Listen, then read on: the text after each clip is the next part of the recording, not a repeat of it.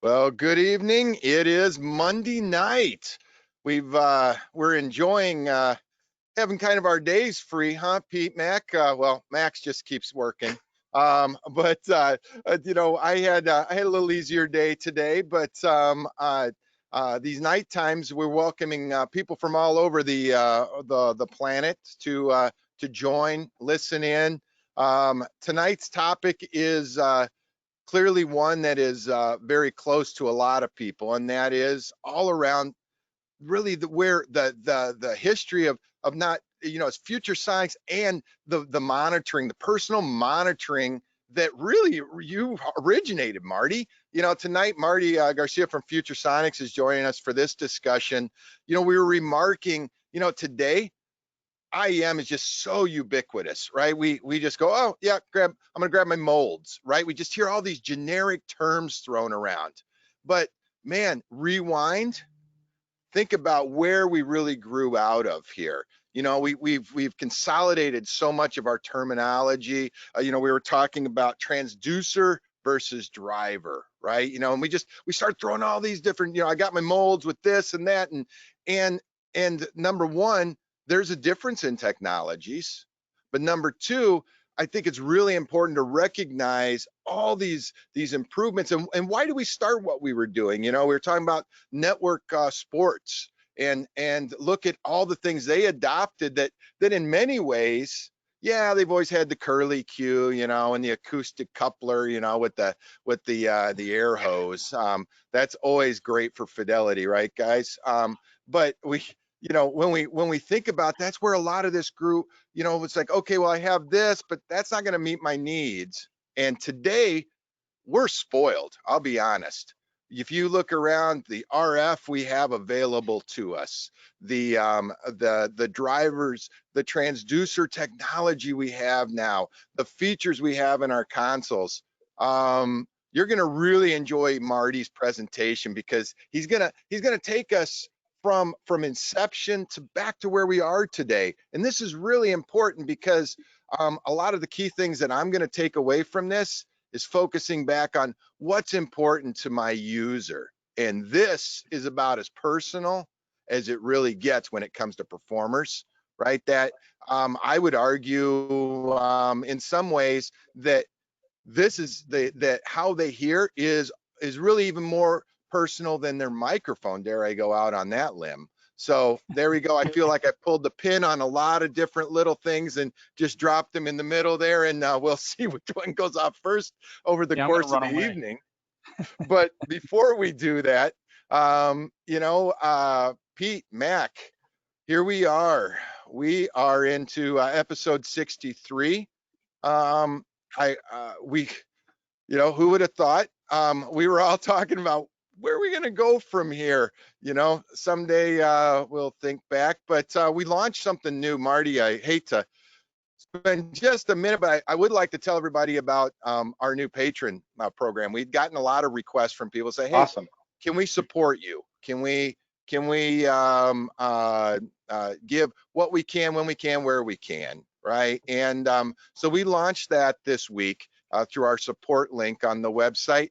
We don't want anyone to feel obligated in any sense. We're in one of those phases in our market right now that unfortunately we probably got a few more weeks, a few more months of trudging through a lot of mud, and not going to be the best, most robust economy. So if you don't have that, man, don't worry about it. Do not feel obligated in any sense whatsoever. If you've got some, our philosophy, we're here to share any and every contact and information. That's really our calling in life, it seems right now, is connecting all the dots around the industry. So I just wanted to thank Harlan Erskine for all his hard work that he has put into our website and to keeping things running, frankly. So thank you, Harlan. Awesome job. And I'm going to turn it over to Mac and Pete now, kind of talk about what the Q&A is going to look like and just kind of greet everybody. And I'll be back to join you in a little bit. Cool. Thanks, Kelly. Could everybody who has already heard the Q&A thing raise their hand? Never mind. Can you So, put Mac's screen over to his original side? no, it's the same size. No, I just like the location, because You know, there's underneath. nobody has control over that. Okay, gotcha. So those of you who have been here before understand, and those of you who haven't, here's the deal. To ask questions, and we encourage you to ask questions, is really what it's about, is transferring information that you want to you. So you facilitate that by asking questions. In your GoToWebinar control panel, there is a little pull-down menu that says questions. And in that, there is a field where you type in your question. Other attendees do not see the questions, but all of the presenters and panelists see the questions. And we will answer them in as timely a manner as we can. But since we won't be able to answer all of them in a timely manner, please be specific what you're referring to. So when we get to it 5 minutes after it was topical, you know, we'll know what you're talking about. Same thing with any comments you make. Please be clear about what you're making a comment about. Don't just say, yeah, I do that too. But don't know. We will try to get to every question. If we can't get to every question, we will at least try to get to every topic, because there will be questions that are similar. And we'll try to get to as many as we can. I think we'll be stopping and asking for questions or addressing questions several times during Marty's presentation. And if there's time, whatever time at the end, we will work through the questions. I'm looking forward to this. I think Pete and I met Marty in the early 80s. Gosh, it's hard for me to remember. Crystal Taylor, whenever that was. Nope. Yeah, there was Crystal Sound in the early 80s. So Crystal Sound then became Crystal Taylor, CTS. Yeah, I think actually when I met you, it was Crystal Taylor, but whatever that, it was a while ago. It's been a while. That would be the middle 80s, 85 yeah. on. Yeah. And I'm looking forward to this. And I'm going to pass it off to Pete to talk a little bit more, but ask the questions, because that's how you're going to get answers, by asking the questions. Again, glad to have you here, Marty. This is we thought about this idea early on in our inception, and I'm glad we finally got around to doing it. I did get one quick little question from John Christie. Wasn't able to download the PDFs there. I just double checked them myself. They both load fine, but they will also be available along with the video. There'll be a download link there. I met Marty a long time back in Super Bowl days. He was involved with us, and Larry Estrin, and working with us. But also I remember going to NAB, going to his booth. Actually, I think it was maybe AES, NAB. Could it be AES? AES. It was AES, because it was in the Lad Javits Center. And and he was demoing his consumer ear pieces, which he'll show you pictures of in a minute. And I won't have those pictures, but that consumer piece is around 2002. Picture in your PDF. There's one in your PDF. You show it. Oh yeah, that's the new one. Right, but it looks the same. And I put them on and started listening to it, and immediately I realized something was fishy here, because I felt bass. I felt bass. He was trying to trick me by putting a subwoofer in the booth, and I took them off, and there was no bass. It was all gone. I put them back on, the bass was back. It was bass that I could feel in my head. I could feel my head shaking.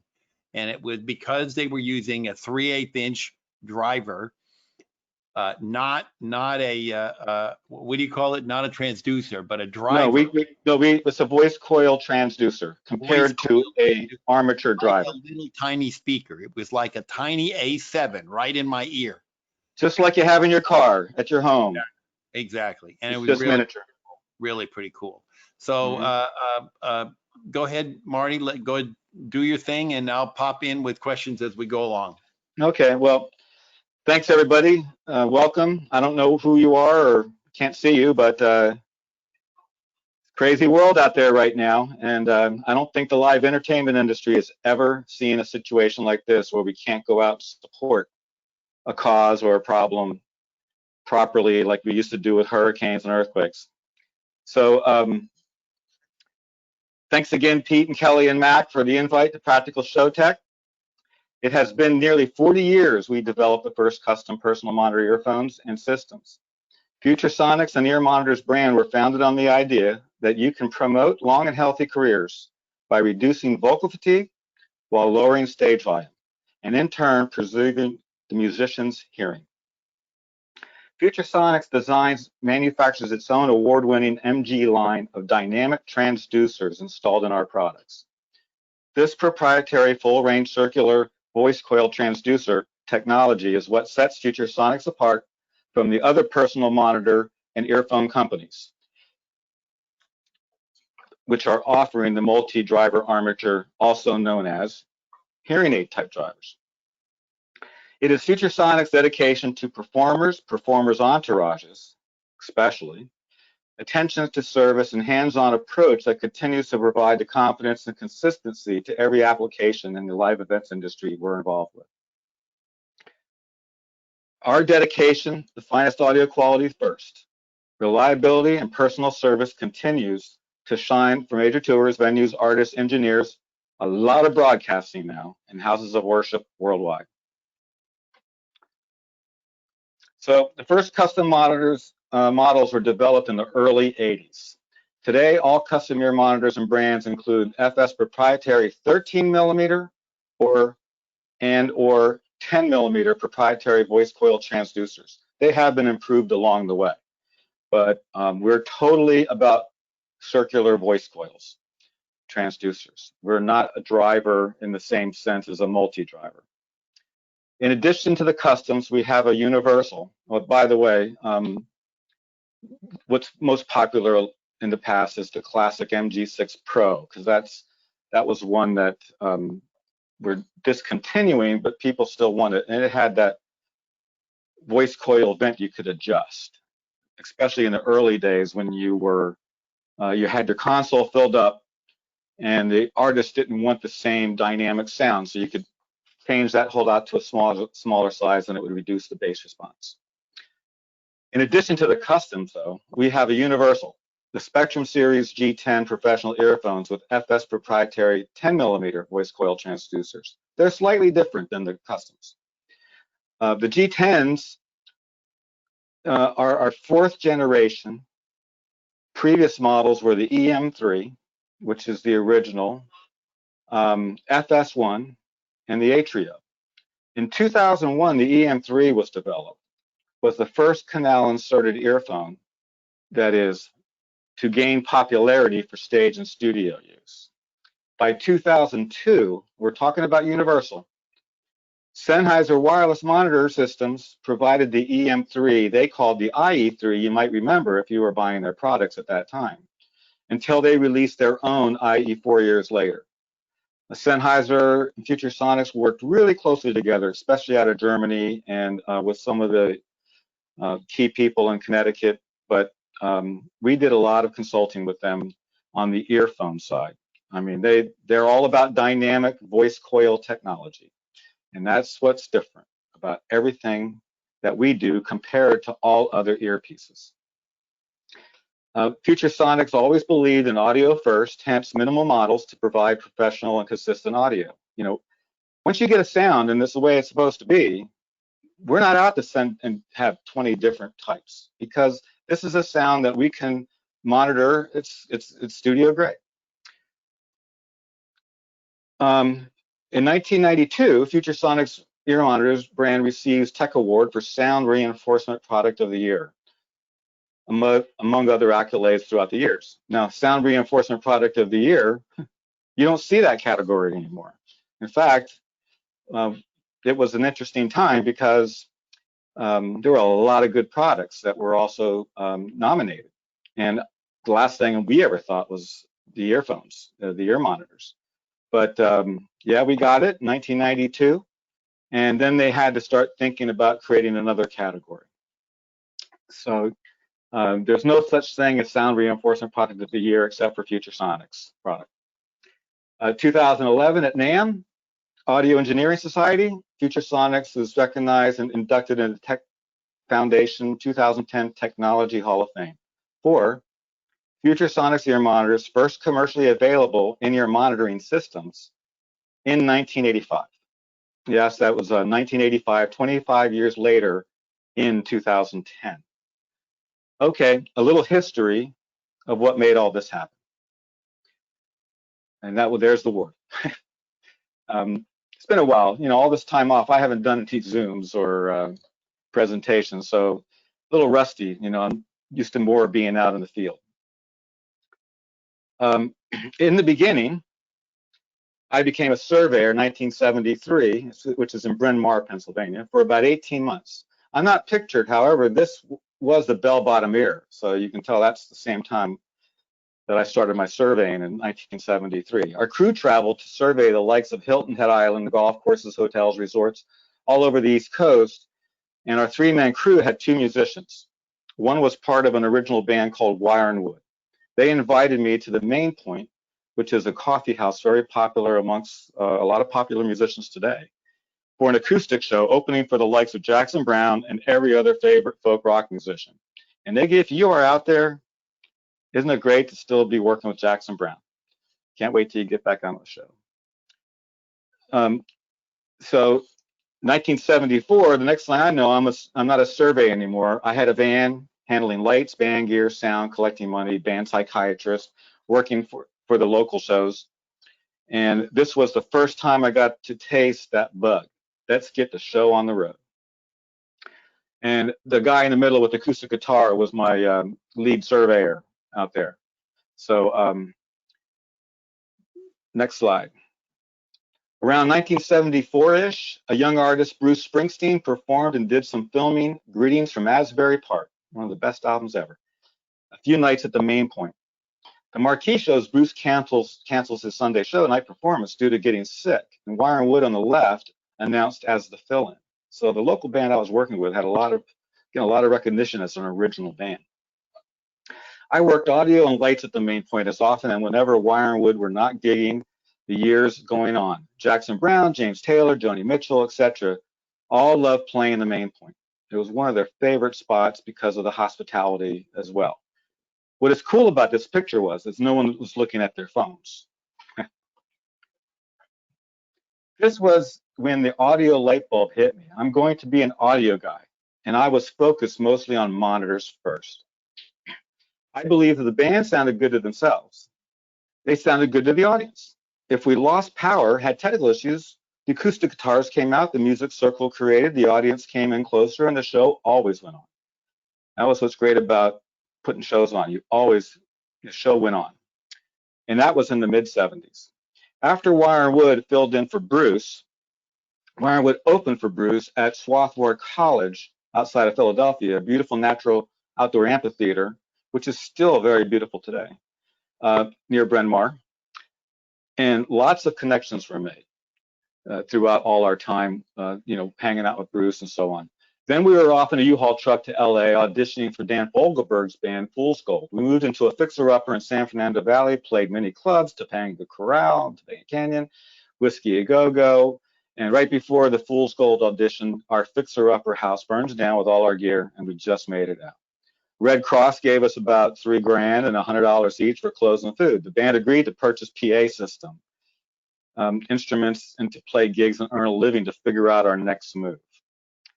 I found a rental house in Box Canyon, and the band stuck it out with friends in Van Nuys for a few months until a band decided to head back east for a recording project produced by John Phillips of Bearsville Studios near Woodstock, New York. And that's the show with Bruce Springsteen that Wire and Wood opened up for in 1974. Bearsville Studios, when we got there, Bearsville Studios is a mile from Woodstock. My plan was to help set up and head to Valley Forge, Pennsylvania to visit my family. I certainly did not want to be in the cave with nothing to do the next couple of weeks while they're recording. Studio B, I got to keep moving on the slide. That's the band. I'm in there, up against the studio wall there. I'm the second from the left, if you didn't know. There's Studio A, unbelievable studio. You can read all about it, I'm sure, if you Google it. And we recorded in Studio B. So this is where live events started getting real for me up in Woodstock. While waiting for Wire and Wood to get through the first day of technical checks before I was going to leave, I was outside the studio enjoying Catskill nature. A white Econoline van came barreling up the studio dirt drive with a dust cloud that faded the scenery. The driver ran into the studio, didn't even look at me, came quickly back out. He looked at me then and said, "What are you doing?" And I shrugged my shoulders, and he said, "I could use a hand, come with me." The driver took me to move a piano from John Sebastian's house to another location, then barreled to the warehouse to pick up some gear and dropped it off at a developing state-of-the-art Todd Rundgren video studio, then off to Joyous Lake for a beer break, talked to locals and the band who were performing that night, back to Sebastian's house to drop off something, and barreled back to the Bearsville studio. The crazy driver, Tom Edmonds, Todd Rundgren's guitar tech, said, "See you tomorrow. We got plenty to do." I said, "Only if I'm driving." Bearsville Studios is a mile. Here we go. Let's see. Where was I? Sorry about that. Yeah. So Bearsville Studios is a mile from Woodstock. I'm somewhere here. There we go. There is some kind. Oh, some big delay here happening. It must be the internet or something. So next thing you know, I'm going back, folks. Had a little technical glitch.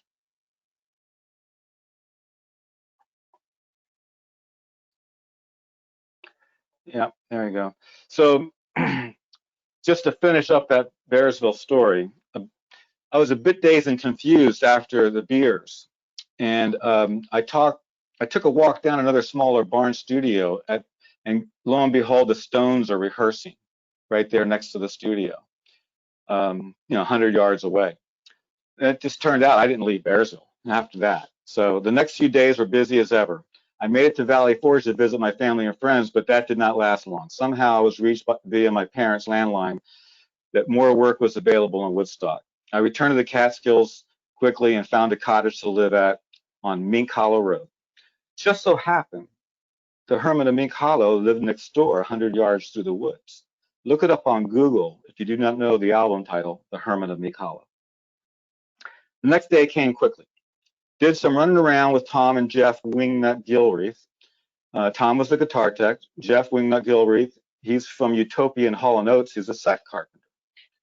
And some of the older guys out there would know these guys.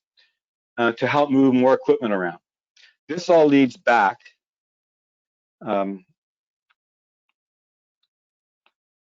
getting there.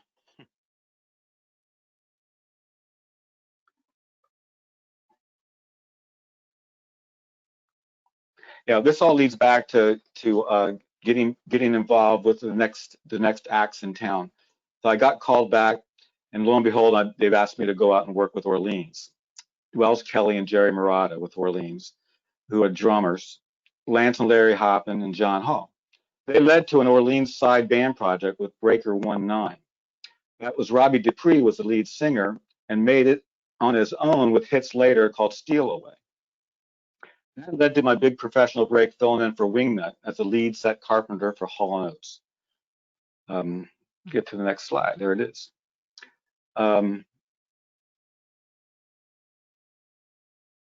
So that was starting along the Red Ledge until Wingnut recovered from his back injury. So I was out there for quite a long time.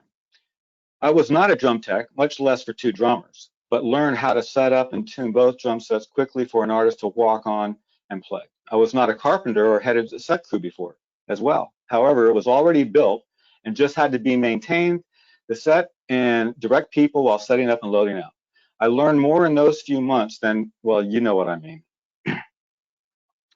Hall & Oates shows were awesome, but the audio was too loud in my opinion. And I mean way too loud to even hear anything. However, the audience seemed to have a great time anyway. As previously mentioned, audio was my focus. I decided to start a sound company. More delay. And it was called Crystal Sound. While out with Hall & Oates, I scribbled designs of sound systems and mixing consoles. I believed that technoid Todd Rundgren and his audio crew would like it. If I built it, Todd will, well, maybe. I surrounded myself with like-minded, aspiring audio people. You don't do this on your own. You get around the right people. Crystal Sound Systems designed all the custom-built cabinets in Womelsdorf, PA, near Lidditz. My first 32-input console was Yamaha 1K, which is picture. While our house and monitor consoles were being, after being designed, were being built in Houston, Texas by a company called Interface. Next thing, I was working with my local acts, providing sound to include the Hooters, Robert Hazard, and then on to the band with Levon Helm and so on, the Dixie Dregs, even did many regional shows with the Allman Brothers, Temptations, Miles Davis, Renaissance, everything else I could handle. Crystal Sound built a reputation and became the go-to audio company when Clare Brothers, Maryland Sound, and Britannia Row in England ran out of gear. And they were like the most popular companies back then. But they were also nearby, except Britannia Row. I was very, very, very into European acts and their sound designs. In fact, all our sound designs were based solely on Martin type equipment at that time. Crystal Sound audio gear sounded awesome, impactful. Oh, by the way, this to go back, finally in 1981, I got the call to provide sound for Todd at the SUNY College in Long Island. Finally. I never thought I was going to get to do that Todd show. Todd's audio system had some issues with speakers catching on fire, and the audio guy remembered me saying, I'm building the system for Todd Rundgren to perform and record at the same time, which is when the first live MTV video performances started. So much was happening, and everything was going on as, like, there was no sleep. You just constantly made things better each and every single day. And dynamics were everything.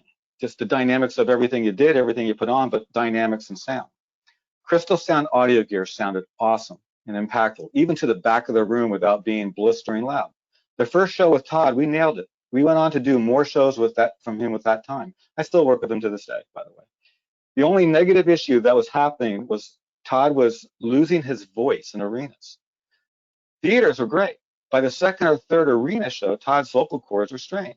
The arena acoustics were so poor, the band instruments kept increasing. The monitors got louder. The back line gets even louder, and so on. This was an issue for many artists, not to mention the mental stress, canceled shows, and loss of revenue. The main solution would be to add more speakers, but that was not in the budgets and would only increase the level. What to do? While on Todd break, on to another tour.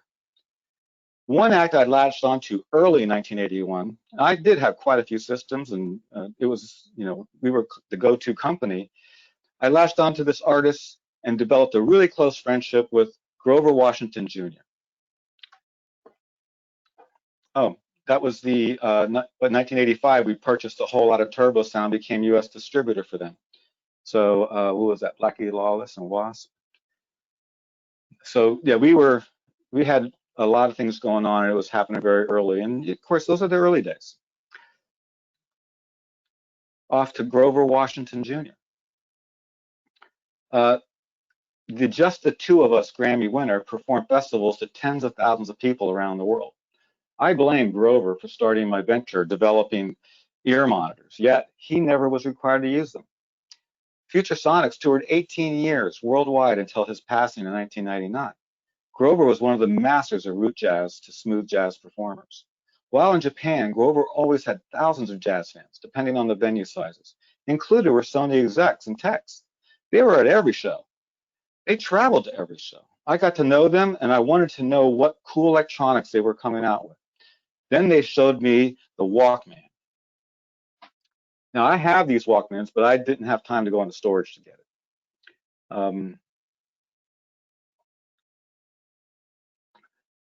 So the Walkman, they showed me the Walkman, and then all my 8-tracks definitely were out the pasture by now. Interesting today, though, this new generation may not know what an 8-track was, or cassette, or even CD these days, or energy of analog. Sony said in 1991 or 1981, The Walkman heading to the States came with banded earphones, like headphones, only smaller, while the ones in Japan are earbuds, and I couldn't stop staring at these earbuds.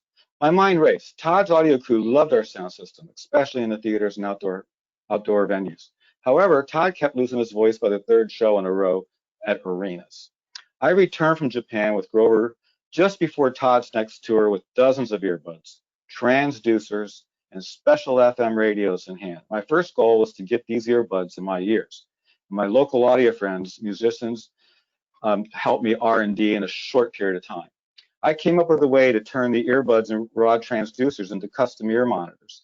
So the 1983, they came out with these other style Walkmans, and these earbuds were actually my favorite ones back in that day. They're called Model 464. And out of that, we made our first custom earpieces for Todd, and that's just what they look like. In fact, that's probably from back at that time. And you see that hole on there, and that hole is not designed to let ambience in as much as it was a tune-based reflex cabinet. That was a tune speaker.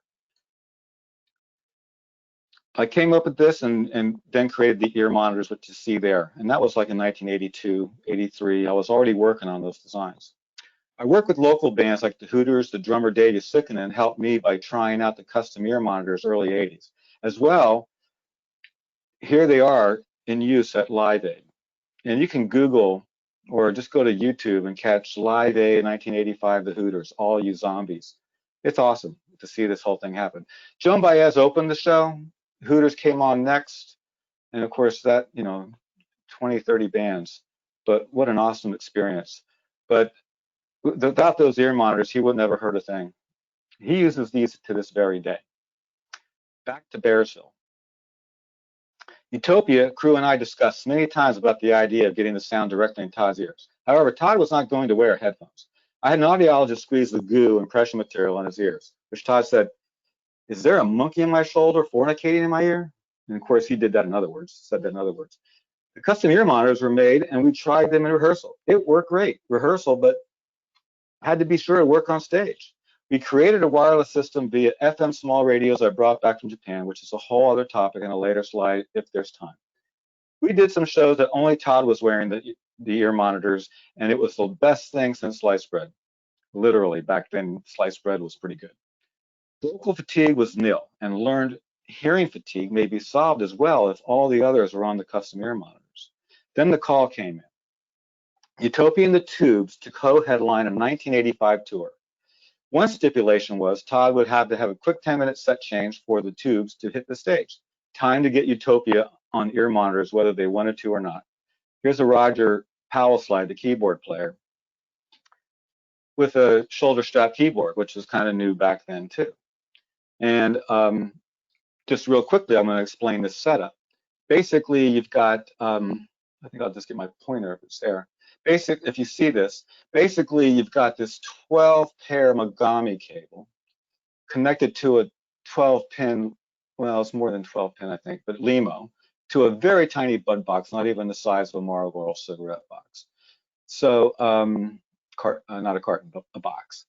And then the instrument was patched in, and then the microphone up here was patched in with a switch to turn it off. And then the stereo ear monitors were patched in with a volume control.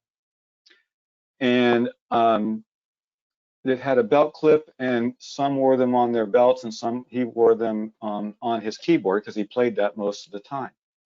And the Mogami cable is 80 feet long. So 3 musicians out in the front of the stage, downstage, and there's 3 80-foot long cables. Come on, stop. So here's the band at one of the shows on stage, and basically no microphones, microphone stands, and just the 3 cables, and got really complicated for the lighting guys because usually they focus on mic stands, but there are no mic stands. And the band could play anywhere they wanted. So we had to think like a coach for a football team and start putting X's and O's all over the place to where to be. And so that's what you see there. You can see some of the markings of where they would be for certain songs and so on a regular time. And then Willie Wilcox, the drummer, I'll just take you right to him. He had a D-drum electronic drum kit, looked like a motorcycle. We'll go back. Looked like a motorcycle. And because it was not an acoustic drum kit, there was nothing coming back at him. So we did put two monitor, pretty large wedges down there to, actually they're probably cabinets. We put them, no, they're wedges, and we put those down there, and that gave him more of the energy of the drums. However, the ear monitors provides a lot of energy. So there's Willie. He did not use this special mic clip as the rest of the band did. We took, this just came out, the itty bitty book light, and we kept on mentioning it to Todd that, you know, we're going to put a headset on him, and he says, no, I'm not going to wear a headset. It can't be fixed. We're all about dynamics. I got to be able to sing off and on the mic. I cannot just have a fixed mic. Again, that word dynamics keeps coming up in my career early on. It was so important. So came up with this itty bitty book light, gutted it, and put a Countryman 101. And in 1985, Ear Monitor's brand was born, and the concept took off, especially with artists who had major vocal cord stress issues playing like multiple shows in a row. So many people were picking up on this. So they did this tour for a few, probably 6 months. The last thing you ever heard from them was that there was a problem. It just worked every single night, and it took just seconds to just walk on the stage with their cables at the time. We did use wireless for Todd. I think I'll go back to his picture with that guitar. But if he wasn't singing, he could fold that itty bitty book like that. And if he is singing, or he can switch it off as well, if he so desired. But the most important thing was that he needed to be able to sing off and on the mic dynamically, so he could control a lot of his level, as he was always used to doing. Let's see here. So, so there we are. We've got a lot of people interested. We got Stevie Wonder starting to get interested in them, and a couple of other people who are trying to figure this out as well. But then came along the Steve Miller Band.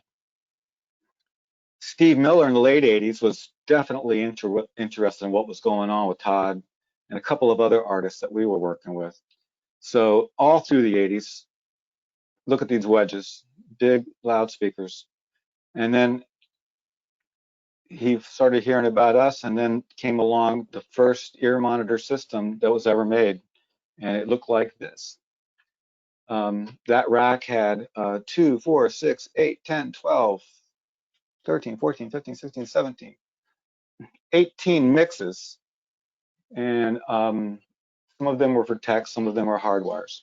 This rack was built in 1992 and still in use for 10 plus years. Wireless Future Sonics radio stations, which is what's in this rack, and FS custom hardwired systems, Aphex dominators in every single system in line, multi-band limiter. I mean, that product just took off, and this whole concept took off. So the Aphex multi-band limiters were flawless on every stereo mix. Each and every stereo mix in this rack also had a switcher, so that any of those mixes could be switched to anyone else's mixes. And that was kind of like a failsafe. If somebody had a problem, you'd send out the other wireless pack and switch it back to their mix, to that system. It was a great idea. So all those big wedges, these, what are these, Paragon consoles? My daughter, she's only a year old. She did a lot of roadieing out there at that time, cabling and trying to get into console mixing. She was happy she didn't get involved though, especially as of today. Okay, system up and running from the front of the house. This is what the stage looked like. 3 compact subs we strategically paced, which we only used it for a few, probably 1 year, these subs. But the ears were providing enough energy the way we designed them. So, but the 3 subs were always strategically paced, the exact same distance from the back of the stage, left and right. And it really gave you a good thump. And then back to what it used to look like. And then from the stage point of view. So again, everything changed. Production, clean stage, less trucks, happy musicians, happy managers, really happy accountants. And then on to co-headline Steve Miller Band and the Grateful Dead first stadium tour without conventional monitor loudspeakers of any kind. Grateful Dead got very fast and interested with this. They actually tested it. And when they tested it for the very first time during a live performance, I brought it out to Phil Lesh. He started listening to this whole mix that we had already pre-created and mixed. And he just looked at us like we were nuts, like we were absolutely crazy. But that look that we thought, well, we're done, this is never going to happen, was, whoa, this is unbelievable. So next thing I know, I'm over at their rehearsal studio, getting their ears filled with goo, impression material, and trying to demo it to each and every other band member to see if we can convince them. And boy, let me tell you, that was quite the story in itself for like a week. But here again, co-headline tour, all on ears, no subs, no monitor wedges, and a brand new Meyer sound system from Ultrasound. And at that time, Bruce Hornsby was out touring with him. Jerry Garcia in his ears. He was the hardest one to get convinced. Guitar players at those days just said, no, no, no, no, no. But when they put them on, it sounded as good or better than their regular voice coil speakers in their cabinets. So very clean stage, very happy musicians. What an unbelievable successful tour. And we worked with them up until Jerry passed away. I knew working with like-minded audio mixers and musicians that the stage sound was paramount. With that in mind, front of house mixers had it easier. Production techs, managers, friends, and spouses all had a better time during and after the show, which leads me to, I was convinced that our voice coil transducer designs offered the natural audio with energy, as recorded or played, and no other conventional monitors, without any other conventional monitor speakers. Our bodies breathe. Our ear canals breathe. We all breathe. To where the ear monitor's voice coil transducers move sound energy forward and releasing back were very similar to a tuned speaker cabinet. To eliminate monitor speakers, it required a realistic speaker system at the ear. Ear monitors and knowledgeable mixing techniques solve the problem to this day. This was a pretty cool time for my career. Les Paul and our friendship was a very natural, like-minded. However, Les wore me ragged due to all the stuff I was up to otherwise, but I learned a lot from him. We spent probably 18 years together up until he passed away. Les Paul and I spent, the last 18 years of his life working together, chasing more sound. He's got this documentary on PBS called Chasing Sound. We were chasing more sound. We tried everything audio at his ears. It was Les that encouraged me to continue with the voice coils. As Les said, it's the right thing to do. It is how we hear. Granted, Les required hearing aids to hear anything in his daily life. When Les wore FS ear monitors, the voice coils, he was convinced his brain was picking up most of the signal from bone conduction. Why? It is how we hear, via the brain and via our bones, as well as from the eardrum into those little hair cells. Your brain and body require the balance of energy and sound via the bony cartilage before the eardrum. Only voice coils can properly produce this bone conduction for the brain to perceive and feel down to your toes the balance of audio signal and energy as it was recorded. And one of the reasons sometimes today people get into the multi-driver thing and they go, oh, this is great, I got to get more drivers. And then they try our product and they say, oh my gosh, you got too much bass. The only thing of it is they never heard how the bass was supposed to be originally. So then the brain said, oh, give it 5 minutes. And all of a sudden the brain relaxes and it adjusts, and next thing you know. So this is how you hear, not what you hear. And that's the way we designed everything in mind. It was how you hear via the brain. What you hear can be thrown at you from all different angles. But those blue lines up here, that's the bony cartilage around the ear and before the eardrum. the pressure of a voice coil will tend to create a pumping and the sound like any other driver, but the voice coil balances the energy to that low frequency, low mid, even to the voice. And believe it or not, I thought I was crazy and so on. Your brain picks up a lot of sound from the bony cartilage and your bones. Just like listen to a house sound system out in front of house. You want to feel the impact. You just don't want to hear the sound. You just don't want to hear the bass. You want to feel the bass. So basically, it's the brain that has all these sensors all the way around from taste, smell, touch, hearing, vision. But anything that comes through your body on a waveform with the energy, the pressure properly done, gives your whole sound the way it was intended to be played from an instrument or recorded. So let's go find out what the difference is.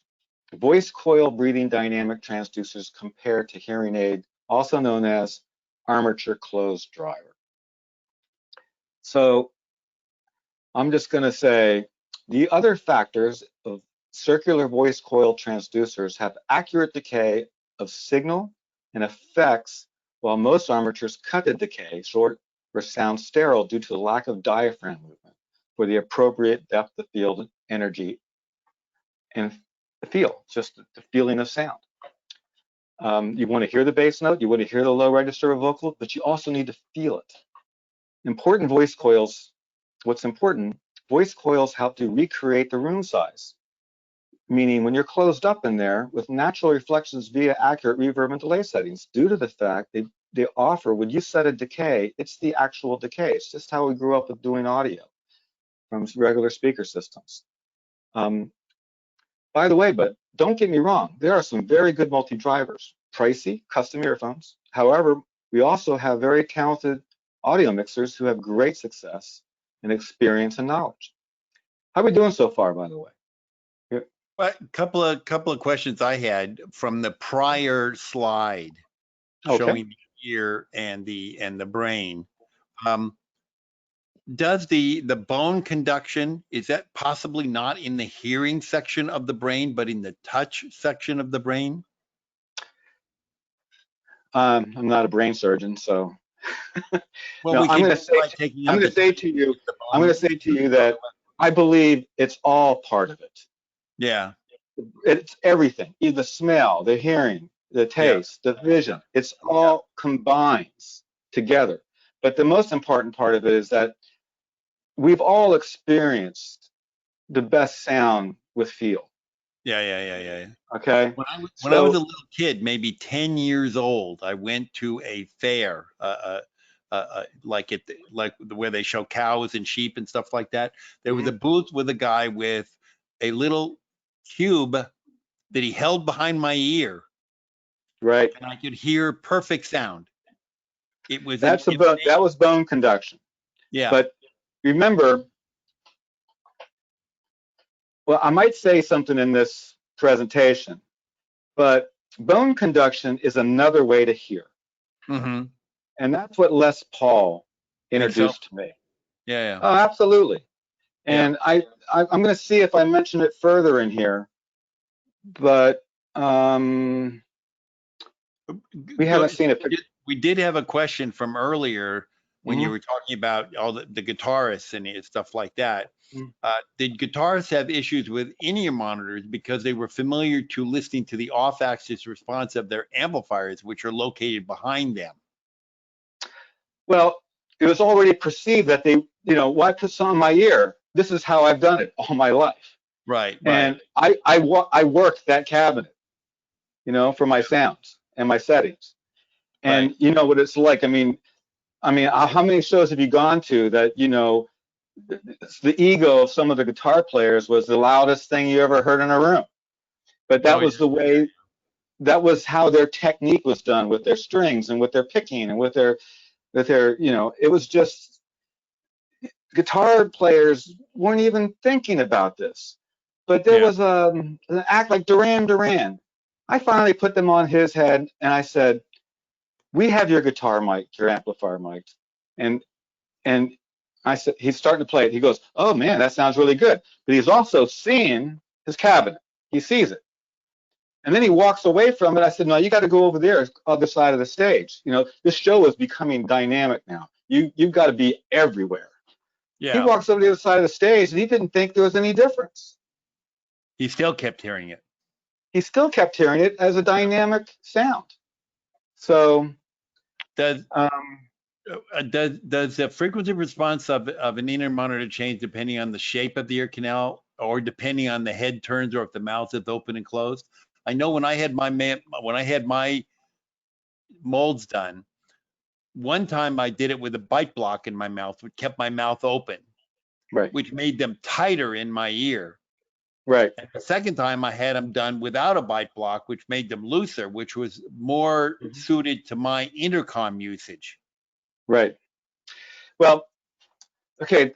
Tell me what was the last two parts of that question, because I want to address it.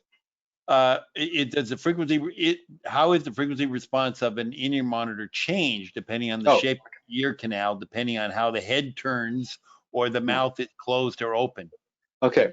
Well, as long as there's a good seal, there's consistency with the future sonics. Secondly, most multi-driver systems, and even we do this for impressions, we go to the second directional bend, okay? Which is there's the entrance, there's a bend, and then up to the second directional bend is probably almost halfway down the ear canal. Right. And the reason why we go to the second directional bend, which I think is quite deep and kind of an invasion of privacy, to be honest with you, is so that we know the direction of the canal bends. Okay, that way when we make a product, because we make them up to the first directional bend. Right.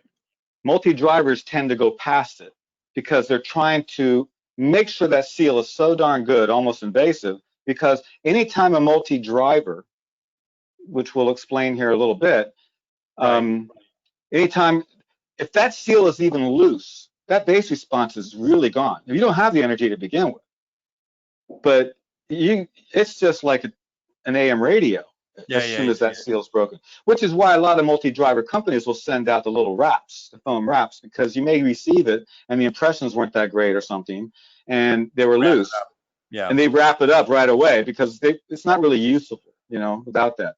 Now, because we only go to the first directional bends, because our voice coils are already creating the bass that you need, even if it's a little bit of a break seal. In fact, I don't think yours seal that well today. Yours are 10 years old. Yeah, and my ears have never changed since I was born. They were this size when I was born. They're right there, big giant ears. What color was your hair then? It was green also then too. So basically, anytime you wear a custom product in your ear, and of course we always called it throughout many years at ear. It was never at ear. Yeah, at ear monitors, because it was really okay. Yeah, in ear was we thought it was a little bit touchy when it comes to medical reasons wise, and that's why we use an audiologist. An audiologist is there to make sure there's nothing wrong with your ear canal, you don't have issues. It's a liability situation to begin with. So back to the differences, but yeah, it all changes. You know, the shape of the canal and our products, they're all tuned the same. When they leave, your sound is going to be like everybody else's ear, no matter if your canal's longer, wider, whatever. It all comes out as the way it's spec'd. And again, we only have a couple of models, and they're not really for the same reasons of changes of audio. It's because of another application use, and we're going to get to that. So, so like I said before, you know, don't get me wrong about dissing the whole multi-driver thing. It's still a great product, and it's still very useful and everything. But it's just, in my opinion, and the way I grew up, and the way I kept on figuring this out for our future health, was it didn't have the balance of energy to calm the brain down, to not look for something or shut down the brain from overexposure to high frequencies, because your brain will start to shut things down, and that's where you get your tinnitus, ringing of the ears, which you got a lot from big wedges and so on back in the day. But this solved all that. So the keywords in today's personal monitor earphones or marketing is how many multi-drivers, like more sound, the more the better. Well, in some cases, they do sound better, and they're better designed, and they have a lot more information. But it comes at a price, and also for a price of service. There's a lot, I mean a lot, to go wrong. And it's in such a tiny space in your ear. So some of these companies do a fantastic job. And granted, a lot of people do like them, and I like them, for certain things. But what I'm used to is how I grew up in audio, and that's voice coils all the way through.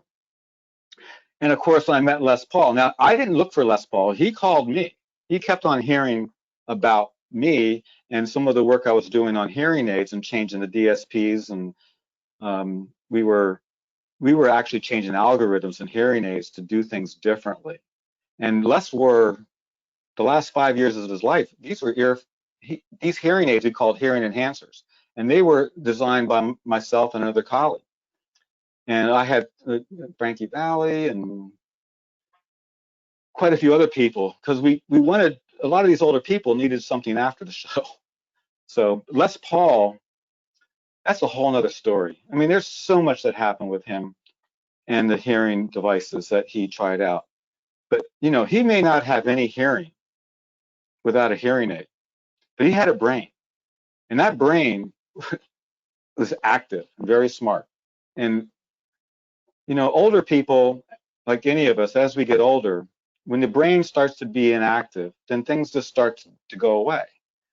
But not less. He's 94 plus years old, and he kept on his brain. He just kept on recalculating everything, recalculating how to play guitar, how to play. Well, he didn't play lead. He left that up to his guests, but he knew how to get, restructure things so that he could play and play along and play it well. And even with the hearing aids, his hearing aids for years and years and years, he says, I don't understand these hearing aid companies. I don't get it. I don't understand any of it. Why does it cost so much for something that doesn't have proper sound? That's not how I hear, So we got a colleague and we started working together and we came up with this. And even Frankie Valli worked with him for years. Paul Schaefer was also part of this. So I was involved in a lot of different things. So I had a lot of reasons to stay with what I stuck with. It just wasn't easy marketing because everybody thought we had to have multi-drivers. Every time they asked me, well, we don't have any multi-drivers. We have a single transducer. Oh, you only have one driver. Well, you can call it that, but it's really not a balanced armature is not a voice coil. In fact, if we look at this design right here, here's the coil. It's fixed. Over here, this is the coil, the voice coil right here. It moves up and down along the magnet, making the diaphragm move to build pressure against the suspension. So you think about this. Here's the diaphragm. Over here, there's a tiny little diaphragm inside this hearing aid, and it can produce sound, and it can produce some pretty good sound, but it's not going to produce a waveform that's going to provide energy and the balance of sound, even in the low mids. Companies have figured out how to make it better, and it comes at a price. So this is also a closed system, with the sound travels out of this outlet, which is not much bigger than a pinhead. I mean, it's maybe a little bit bigger than that, but that's it. So the other thing that's important about the whole thing with dual armature, two-way, three-way, four-way, six-way, is this armature. See this armature? It's U-shaped. So that's the arm. Well, a lot of people will consider this to be two arms, dual. So we'll call this or classify this, especially when it first started coming out, as a dual armature, meaning marketing-wise considered as two-way. We can always go back to this, and we're working on a lot of other things to explain this. And again, It's not that this doesn't work. It just doesn't work the same way as how we hear, especially over time. I'm sure I talk about this down further. So comparative listening are the only way to know the difference, especially listening to digital media content. Those D drums that Willie Wilcox from Utopia was playing, electronic drums. An armature would never cut it on those drums because there was no, it was all electronic. You know, even the voice coils we made, we didn't have an acoustic set that was, you weren't feeling the acoustics of a drum kit. It was all electronic. So that's why we put up, in those early days, we were trying everything. We were just trying to figure it out. And we figured it out. And you saw the stage was completely clear and a whole tour that went through. Didn't hear a peep out of them. So comparative listening is the only way to know the difference, especially listening to digital media content. Not to mention dynamic transducers are in every speaker system we use every day. In the studio, at home, in the car, in really good headphones. Breathing voice coils moving back and forth that send energy through your bones with the balance of energy with the signal. That's all there is to it. This has signal, but it can't provide a balance of energy. You keep stacking these armatures, yeah, you're going to get some, you're going to start to feel some energy or get some bigger sound. But it won't be the same as the pressure. And don't get me wrong, the pressure is not that bad for you. Some people may say so, but I don't believe it. I believe the brain compensates and figures things out very fast. Dual armature in most cases are the U-shaped arm attached to the drive rod. So I was explaining that already. Hearing aid type armature drivers are not the same circular voice coils. In most cases, 3 actual armature drivers will be marketed as 6-way and so on. I do not keep up too much regarding armatures. So I can be, you know, I'll stand corrected if anybody wants to do that, because I want to learn too. The thing of it is, it's just not for future sonics, and this is like one of the only times you can really explain it. So the hearing aid, also known as armature closed drivers. So here we go. Again, it's not that armatures do not work. They have come a long way. However, in my opinion, armatures are not designed for how we hear, falling short on sound, especially over a period of listening time. They get loud in mids and highs though. And then sometimes that's all that starts the whole mix. I can hear, great, okay, let's get the rest of it going, and off we go. I think it was Kelly that talked about it in the very beginning. It's just become second, it's like ubiquitous, it's taken for granted. You know, people don't even realize why they're getting them, because they have to have them. You can't do a festival without them. They don't want you to come and do sound checks. They want you already set to go, just plug and play. The armature U-shaped metal arm, considered to be a dual in many cases. The arm connects the rod sending signal to the small diaphragm out of the small outlet. There is no back pressure or tuned voice coil movement to provide the balance of energy. Remember, circular voice coils in all our daily lives, and the diaphragm with greater forward tune release back pressure, creating audio and energy to feel at the same time. As my colleague Leslie Chu says, the main thing is the main thing. So the main thing is listening is the way to know the difference between circular voice coils and armature drivers. This is not part of a spec, all being nearly the same. And when it comes to specs, everybody's got similar specs. Or a visual way to know the difference by looking at a piece of paper about the product. So the other image over here is 2 drivers combined with 1 outlet. So there are 2 full U-shaped armatures in each one of these. So this could be considered as a 2-way, maybe marketed as a 4-way. If you see something that says 18 drivers, I'm not dissing the thing, I'm just saying there's not 18 drivers. That just can't be in that little tiny ear, in this tiny earpiece. And the other thing that has to be dealt with is these dampening filters, because they offer a lot of highs, and the highs need to be dampened because there's more highs than we'd ever want to have or we listen to in our everyday lives. The brain knows when it's getting bombarded, and it will start to compensate and start to shut things down in 15 minutes. So that's what's the difference between a voice coil and an armature. A circular voice coil has got a moving coil diaphragm, creating front pressure, back pressure, tuned, just like a great speaker cabinet. Here's another comparison. This is some of my older stuff. I didn't get some new pictures in for this presentation, but over here, here's 3 most likely armatures. That would be considered those 3 at 6-way.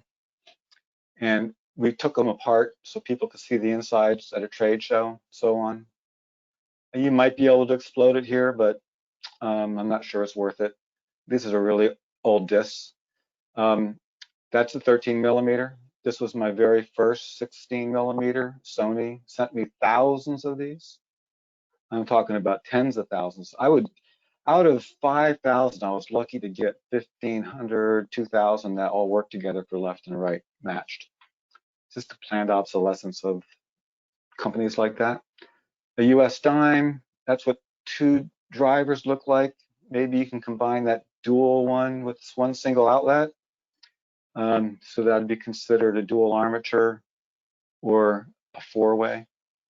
13 millimeter, 10 millimeter, that's our standard. We've done so much work with the steel frames on these and the way the venting is on these products and the membranes and some of the shielding that just protects them from debris falling down the canal. Okay, our ear monitors models. I'm going to explain to you a little bit about what makes our products what they are. We have the HX and the FX, properly vented speaker cabinet. So the HX, whether it's MG6 or MG5, the HX has a helix vent.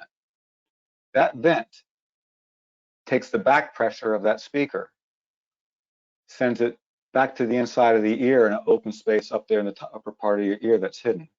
So that's where it breathes. Even moisture, you could sweat like waterfall just because of what a voice coil does, moving back and forth, will push that water out, sweat out before it even gets all the way down there.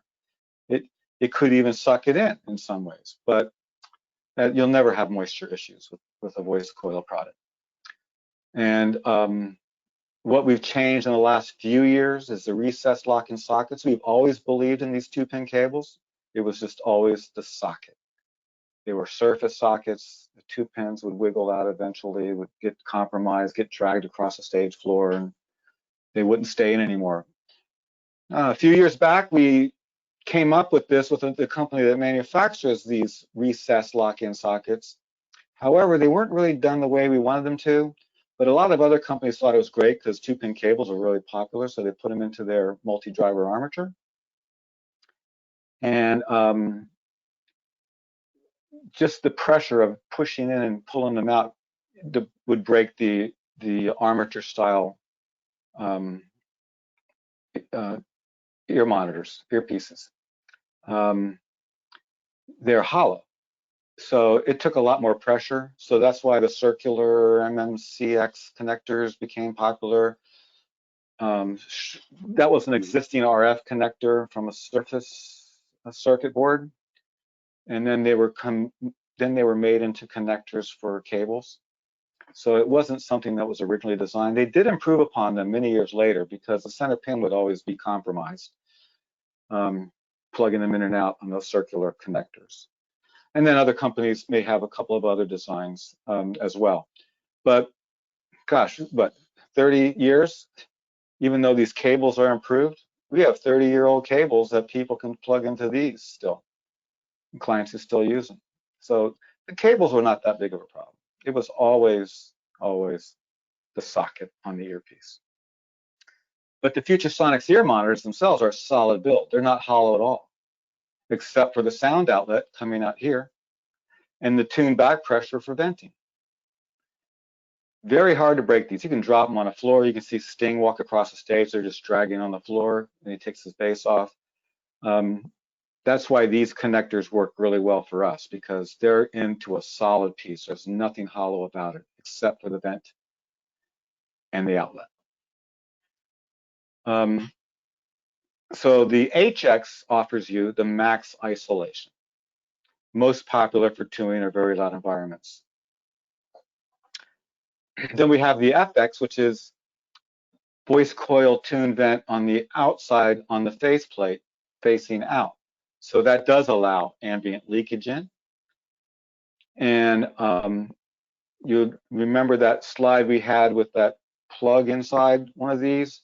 That was so you could change that vent to reduce the bass. But as time went on, digital consoles, you could do whatever you want. So we didn't have to worry about it because analog boards, we run out of space and mixes and everything. So if I keep looking up, it's because I'm looking at what you're looking at. So that's what's going on there. And you know, a lot of broadcast people use this for quite a long time, up until like the Super Bowls and stuff like that. Then there was so much noise, they even wanted the HX style.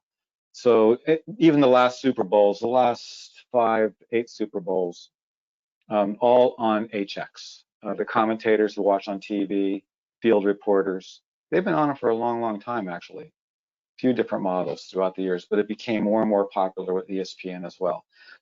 And one of the main reasons why all this stuff became popular from Future Sonics, it wasn't like we were always the first company to go to, because there's 30 more companies out there now, and more, but 30 possibly relevant companies around the world that will get something done. The reason why we got, you know, that we've had success is because they never had to service these things. You know, the service was minimal. Maybe we adjust a fit. They send them in, and we would put layers evenly over their canals so that they fit tighter because they loosened up over the years.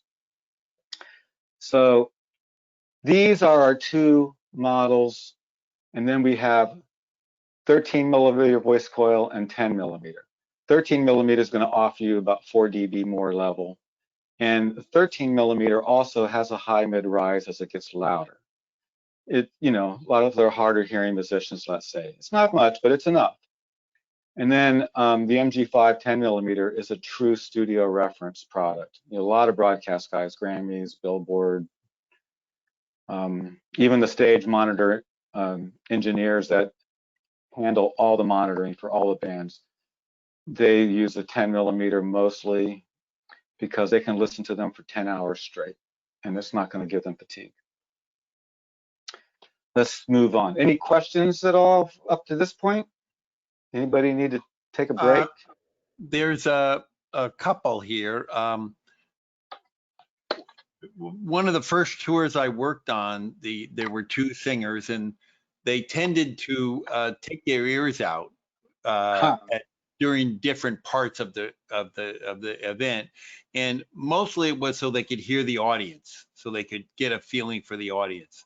Yeah. And later on, when on another tour I worked on, the monitor engineer had a series of about half a dozen audience mics that he put out, and he would do a totally separate mix that he would literally bring up as he knew the artist wanted to hear the audience. They weren't on all the time, but he would actually bring it up at the end. And the guy never took his ears out; it always kept them in. Well, so you kind of answered your own question in some ways, if it's a question. Yeah. But the statement is very accurate. You got to remember, everything we did in our early days, that artist never thought about it or had to go through the motions of figuring it out. We created it, we set it up, we did it. Audience mics, in my opinion, are never used to get going, to get started. That's the last thing you're going to bring in. You got to make sure that whole system and that stereo mix is completely together. Oh yeah, they're definitely just to add that ability to hear the audience, so he doesn't have to take his ears out. Well, but then there's tours and other people that they just didn't have the budgets or the people or the capabilities to add those audience mics. Yeah. And when they did, they weren't added correctly. No. Okay, so then everything became mushy again, back to the old problem. So audience mics to me are the last thing you bring in, because once you know everything that's set up, then you know. Okay, now let me add the audience mics. I'll tailor those audience mics so I don't get the low end rumble from the house PA or the room or that arena, and And the guy, when he saw that one group with like 10 of them around, there's a couple of groups that have a joystick. So that lead singer, when he's walking around, they're joysticking it all the way with those audience mics. Mm. You know, it's a, you know, you want to be able to have that relationship with the crowd. But audience mics, 99% of the time today, without the, you know, the tours you've been out on, the high quality, the engineers that are in the know, most of these people are turning that audience mic up way too soon before they get their mixes together. Yeah. You know, Well, they it was think that's used with very sparingly. It was not on all the time. It was only no, on and literally at the end. the digital consoles, even during the show, they would have scene cues for the audience mics to come up at a certain time because that's the time you wanted to hear them. But you know, when you've got some of those high quality tours or out when there, the artist was encouraging the audience to sing, they would bring them up then so he could hear the audience sing. You know, the one pulling them out would be doing that because of maybe the lack of audience mics. But you got to remember, if you don't have things really well placed and together, because today it's just like plug and play. Everybody just plugs in. Oh, I can hear something. That's the way. Okay, but the concept was never designed for that. It was designed to reduce vocal fatigue and reduce hearing fatigue. Today, we don't know what it's doing. Okay, we don't know what it's doing anymore. We didn't change to the 50 different models. We want to know something within a certain few models from our company, being an introduction to the whole concept, which we'll explain a little bit more about this later on. We're not that far away from near the end, but I don't know how far along we are. I don't have a timer here. We got time. So on the first tour I was on, where I with Tim McGraw and Faith Hill, and they were all Future Sonic ears. In fact, that was a long time ago. We came back 2 or 3 times during the tour. A person would come out and do molds of the entire crew at Tim's expense to provide new ears for them, and because they just were so good. And the monitor engineer for Faith Hill was Tyke. His name was Tyke, and he taught me about the Future Sonics headsets, in that they have a single driver, single transducer, right, as opposed to the multi drivers that are mixing together, and some for low, some for high, and all of that is causing all kinds of phase interference. And he liked to place all of the instruments of the band in a stereo pan in his artist head, and you could hear it. You could put on an armature type earpiece and you couldn't tell where they were coming from.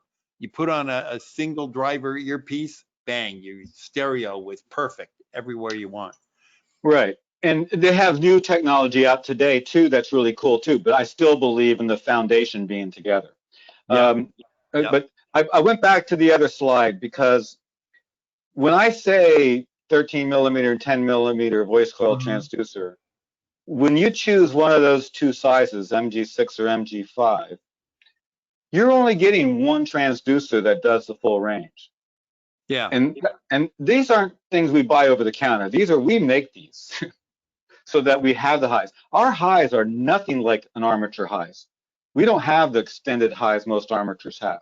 But we don't want them. They work to reduce the highs in their ears, because there's too much highs. There's too much highs. And some companies have done a good job. I mean, I'm serious. They've done a really good job. If I have to go out and mix for an artist and fill in for somebody, I'm not there to sell them my product. I just know the technology between the products. So I may be using armatures because I needed to fill in for somebody, and then that's what they have. But I can poke a few holes in those frequencies, and next thing you know, things really smoothed out for them from exposure. So there's only a single voice coil in each ear, and it handles the whole spectrum with the energy. Yep. Okay. Got another question from Kenneth Goodwin. How can someone sample the sound of different in-ear monitors models without getting multiple custom molds each time? You can't. I have an answer for it. No, I know, but you still can't hear it properly. you can't hear it properly, but you can hear somehow hear that you can hear the difference. This is not a mold, but it's a The little coupling. earpiece with a cup that can fit over the end of a sample headset.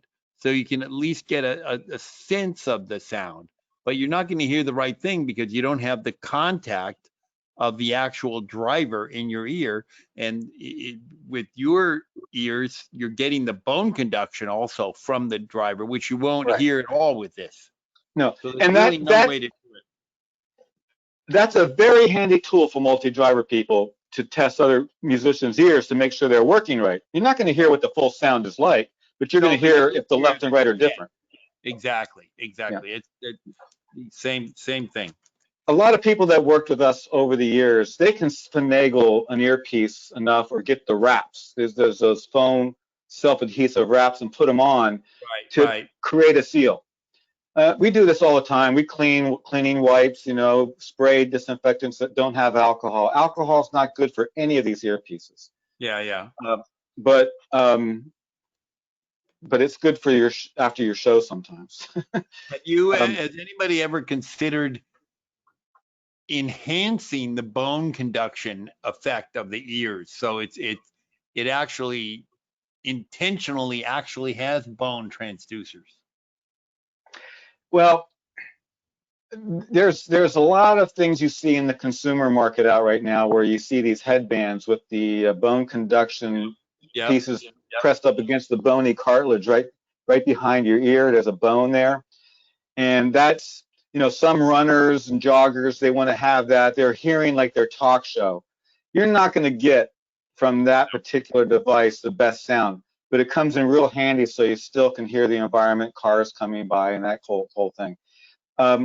We have tested that quite a bit in the early days. It wasn't worth it. It wasn't worth getting into because we were already doing the job as it was recorded. Right.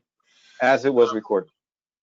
When you first started doing molds of people's ears, did anybody have an issue with balance? Oh yeah, that's a lot of different issues, not just balance. Yeah. We have people that have to wear one ear only because they can't put two ears in sealed up because their equilibrium goes off. Right. Right. And this is why we use an audiologist and not do self-impressions.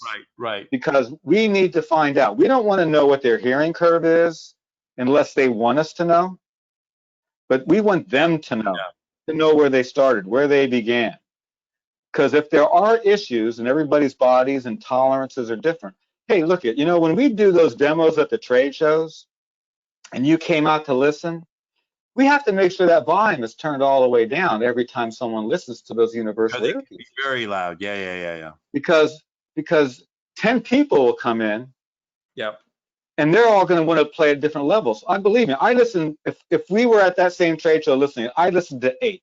8's comfortable. I like it. It feels good. Everything's fine from a scale of 1 to 10. Then the next person comes along, she or he, plug them in, and I have them turn it up. They can't even get it to 2 till it's excruciating. Yeah. So think about that. That's why this whole concept of what started in the beginning, we're missing out today on all the variables of our health. Now, when I'm out on I know show, people that are doing a great job with this in the ear category. When I'm not a singer, but when I'm out on a show and I wear my ears to hear the Q channel, and it also has an audio mix in it, I'm listening at a level which is significantly less than the live level if I took my ears out, way down. Just because it's too hard. It's too hard. And not the same for everybody. When some of these concerts, for me, are excruciatingly painful unless I have something in my ears. Mm-hmm. Yeah. When we got into this, and we're going to show you a slide of what we necessarily had to do to make sure we were concerned and for our knowledge to know that we were working towards the right direction in this concept. Right. Okay. So then So to get back to a couple of things here, we talked about the durability and how they're solid build. You know, you can bang them on the table. You can hear that it's just, you know, like a rock. HX venting hidden in the helix for max isolation. We talked about that. And so that's mostly great for touring in loud environments if you're working smaller stages, and the band's got a lot of backline gear still, so you want to probably use the HX. And the FX, most popular for blending audio mixed with the ambient sound. And there are some systems out there that have a microphone there to do the same thing. It's actually very cool for a lot of applications, but it is also something you'd have to know, and you'd have to learn how to deal with, and you'd have to have a control over. And usually in our business, we got a lot of big professionals out there that have to deal with all these different applications. They go out and get the products they need, and they know what they're doing. For the most part, in today's world, a lot of people are just getting things because somebody else has it. They don't understand the fact that they just don't plug into your guitar. There's a whole lot more to it. But the knowledge is building every day. So go to a specification sheet here. So this is the specs. You can see it on the website. And basically, what I say about specs. Most specs are the same, except voice coil dynamic energy are not easily spec'd on paper, or even tested easily, because every test and every bench test and analyzing test is going to measure a frequency response. It doesn't, you know, there are tests you can do to measure the balance of energy and all that kind of stuff, but it just doesn't, you just have to hear it. And oh, the question before about how do you check them out, and you showed up that little piece you can plug them into. Well, that's not the way to check it out if you want to hear what the audio quality is. But at trade shows, and maybe some companies will be glad with maybe a deposit or something, send you a universal. Our Spectrum Series G10 that's out now, that represents our audio quality. It may not be as loud or as comfortable. It does come with 5 different fitting options. And these 5 different fitting options are our own design fitting options. They're not like anybody else's. The foams are large and a small. They're medically grade foam that we actually made or had made. And the silicone tips, small, medium, large for the universal, are dual. And the durometer of the silicone is something that actually creates conduction, bone conduction. So it actually has a little bit of, it helps to seal more than it is traveling the sound going. But again, once you get that sealed up in your ear canal, our universals, well, you're going to hear exactly what our sound is all about just from the universals, as long as you get a proper seal. And you'll feel it, you'll hear it, you're going to go, oh, okay. So everything up from that universal just has much more application and durability and build and dynamics to it. By universal, you mean the non-molded ear one? Correct. With the rubber things, right? Right. Yeah, and the what do they G10. go for about? What's their cost approximately? Well, they retail at $219. I mean, Okay. like we right now during this unusual time, you know, we do have a special out there, and there is a mask that comes with it. There we go. Yeah. So if you order one online, you just punch in. It'll tell you right on the website what the coupon code is. Right. And then you'll get this mask to go along with it. Nice. Nice. Yeah. I mean, this is the most unusual time in the whole world. I mean, you know, I think entertainment, touring, traveling the world, working in live events. I don't think we ever knew about all this disparity and race and all this stuff. We were all together as one big family all the time. Well, the musical industry is a totally different world than the rest of the world. And I won't say there isn't racial issues in the music industry, but it's much less because we all work together every single Yeah. day. The support system's unbelievable. But here, for the first time ever in my lifetime, for the very first time, the live events industry has been shut down. Yeah. That's the largest company in the world. Oh, 12 million people in the U.S. alone. Yeah. So, you know, when there's a disaster or troubles or whatever, malaria or whatever, live entertainment was right there to help raise money. To fix it. Yeah. Now, guess what? Live entertainment needs it Can't do somehow. it. Yeah. Yeah. So it's very unusual. And you know, the issues were there, you're right. But there was a lot better or bigger support system within our industry. You know, just a family on the road. I mean, hey, look, I traveled 20 years on the road. Yeah. And it's not easy being home and, you know, thinking the way you do on the road, you know, and supporting a much bigger, but I mean, I've been fortunate to be on the home a lot more in the last 20 years, but I'm just saying, it's just a whole different world, and the family is more supportive, and it's small world, you know. Yeah. Yeah. Well, On you know, a slightly different subject. Yes. Jason Glass points out that back in '92, you were Hey, wonderfully Jason. helpful to newbies in understanding psychoacoustic processing to get the most out of the state-of-the-art Garwood RF transmitters back then. Mm-hmm. Tech has come a million miles since. What's your current recommendations for mix insert processing in today's state of plugins and RF IEM tech for optimum audio quality? Yeah. Well, I'm the analog guy. I come from an analog world, and there's a lot of great improvements in digital and things that are going on. And, you know, I'm not out there mixing as I did before. I mean, literally, I would be out filling in, doing award shows, broadcasts for monitor engineers that couldn't make those shows. I could do a one-off, no problem. Yeah. When the digital consoles came along, I did less of it because you had to be out with it more often. Yeah. You know? So when it comes to, Jason, I tell you, when it comes to that whole situation, there's a slew of people out there, but what is the saying that I always liked, especially with our products, you know, we're durable, we're simple, but no simpler, meaning just right. I think it's an Albert Einstein quote, actually.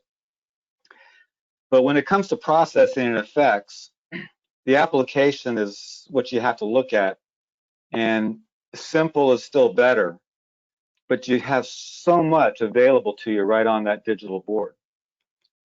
And we've come a long way from the days when the first boards came out, because there's latency problems that were just huge for ears.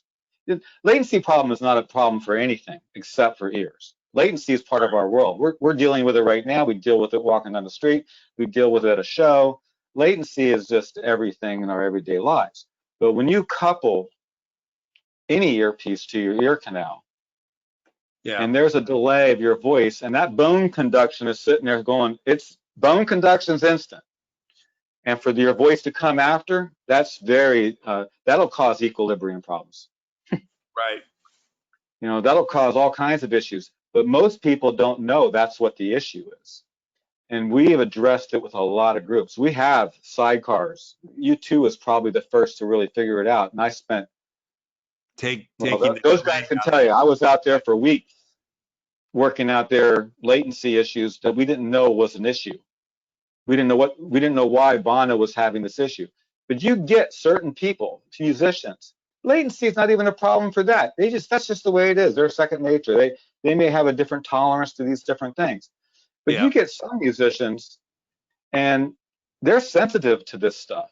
And when they start to hear this well, that came about with these ear monitors, when they started to hear this well, the details became very important.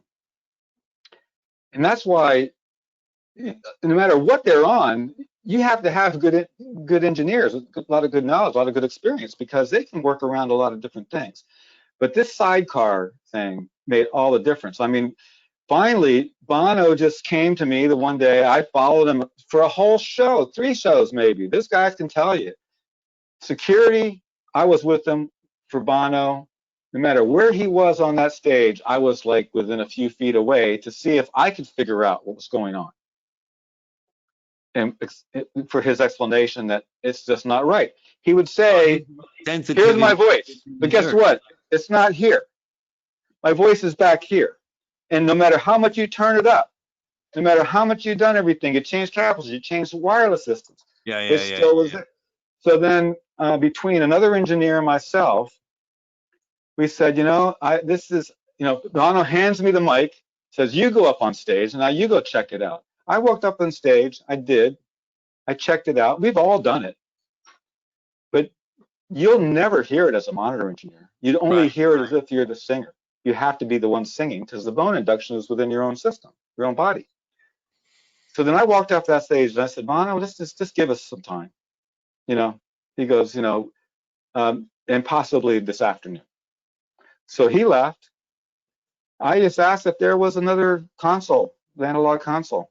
And what we did was we put another console, 24, they had a Yamaha for rehearsing, in between shows or during the day of show or something. And we brought that up on stage and input wide his mic from the digital board over to the Yamaha, took the left and right out of the digital, plugged it into the Yamaha, unplugged the digital send to the wireless, plugged it out of the Yamaha.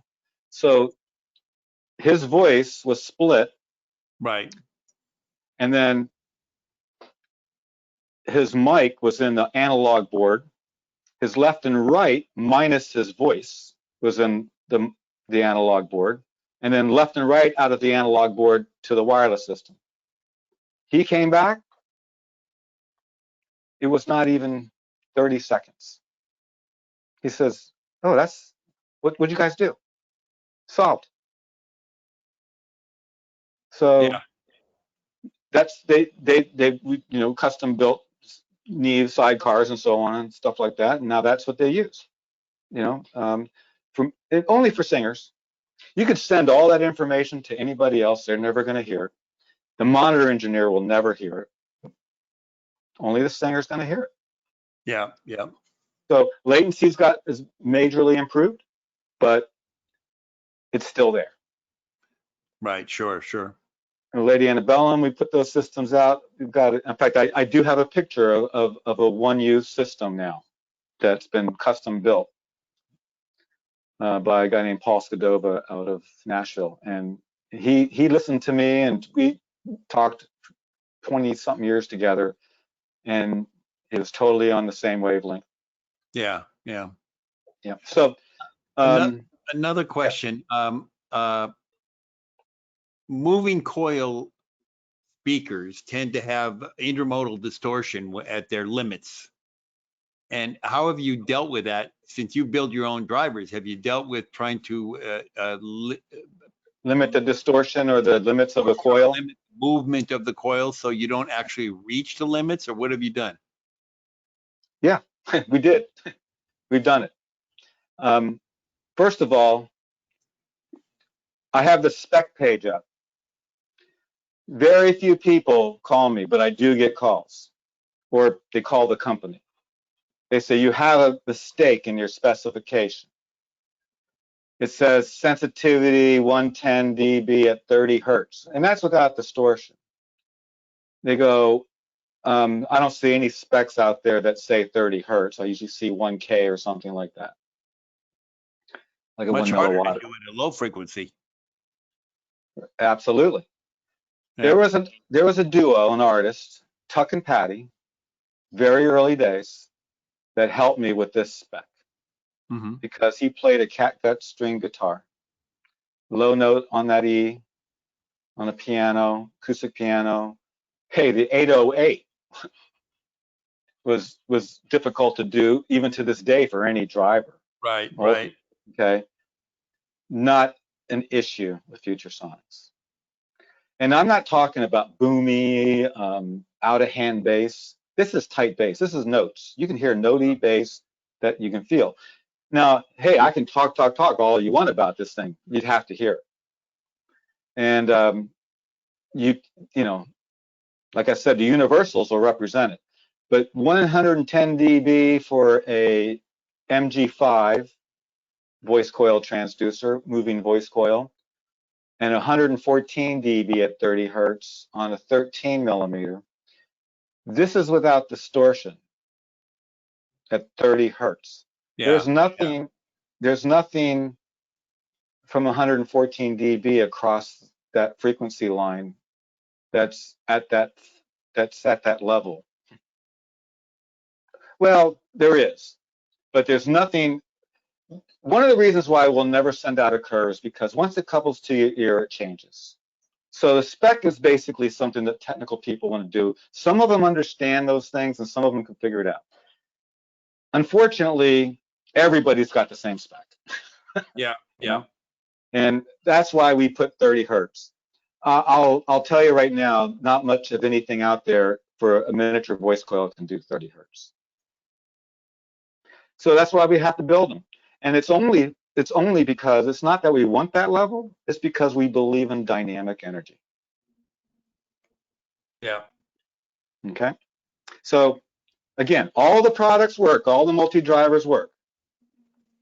But there's a lot more to the reason why we stuck with this. And this is thanks to you guys, I can explain it a little bit better visually by looking at there's a transducer compared to a driver, a hearing aid driver. Right. So that's about all we can say. But then I can explain to you, a lot of rap tours have a difficult time with our products because our bass is already there. So some of the engineers say, I can't have all that bass because I've got to deal with it all the way out in the front of the house that's back here at 115 dB anyway. So bass steering and stuff like that has helped. But usually a rap show, it doesn't matter. Yeah. You know, multi-driver is probably what you're going to need. But as an audio mixer and a monitor mixer specifically, I did both front of house and monitors, but it was all about listening. I didn't pay attention to a lot of anything, even if I went out on the stage and I wanted to hear what it was like and what the artist is experiencing, whether it was wedges or not, I was all about blending and listening and getting rid of the once you got rid of that, everything became more efficient. Sure. So a lot of people will put our ears on and just within a few minutes they say, well, I got to go back to the multi-driver armatures because now I've got compounded bass. But guess what? Just take it out at that point. And then you get the best of both worlds still. Yeah. Doesn't always work in the case because a musician won't put up with, a minute of you figuring something out. When you switch people over to these ears from a multi-armature, do you purposely turn the bass down to start with because you know they're going to complain about it? Well, we have in the past. Yeah. But if they ask me or one of my colleagues around the country, even over in Europe, to come out, we could demonstrate this without doing that. Sure. Because the whole idea of this personal monitoring concept, especially for our industry, tours and so on, is about it being prepared anyway. Now, today, a lot of younger bands are going on because now they don't need to have a truck. They can practically go in their car. Sure. Put speakers on sticks, do the wedding band. Everybody brings their ears and their little system. They patch them to a digital console. It's already pre-mixed. Now they're all going to do it from home, like webinars from on. And it's happening. In fact, somebody wanted to have the same consistent earpieces for their webinar, for their show they've been working on for a few months. And so they ended up getting the G10s because we worked with the Grateful Dead, and it's, yeah, there you go. And that's a clear set. So that's old, but there's a 13 millimeter you can see through that clear set. Okay. Yep. So I want to go on and make sure we have time to get to the Riedel headset. Oh, come on. Yeah, that's important to me. It's important to me. Well, no, it is important because it has to do with broadcast for us as well, and we've gotten so involved in that. And there are some companies that have created the cables and the transducers so that we could attach our software sleeves. But to finalize this particular part of the presentation, we needed to, in the early days, after 8 years of being in this whole concept, by 1990, I wanted to be able to start a company that was specifically for ear monitors, not as part of my sound system. But I had a concern of liability, and the liability was everyone back then, sound engineers, sound companies said, we can't put our artists on these. You're gonna, if you hurt their hearing, we're done. We're absolutely finished. And but I already experienced it enough with my locals and stuff, and you know, didn't damage too many ears, not really any. But I knew what the capabilities of was this, because I spent my time on. Because we already had good systems and good, I wanted to work on monitors. I said, if that band plays great, it's so much easier for everybody else, no matter what you're doing in the show. And if they can't wait to play the next note. So Steve Miller, hearing protection and validation. So in July 8th to 11th in 1991, Orfield Labs, they were called Orfield Associates, I believe, back then, came out and set up an SPL evaluation of in the ear, on the stage, in the audience, everything that had to do with comparing wedges.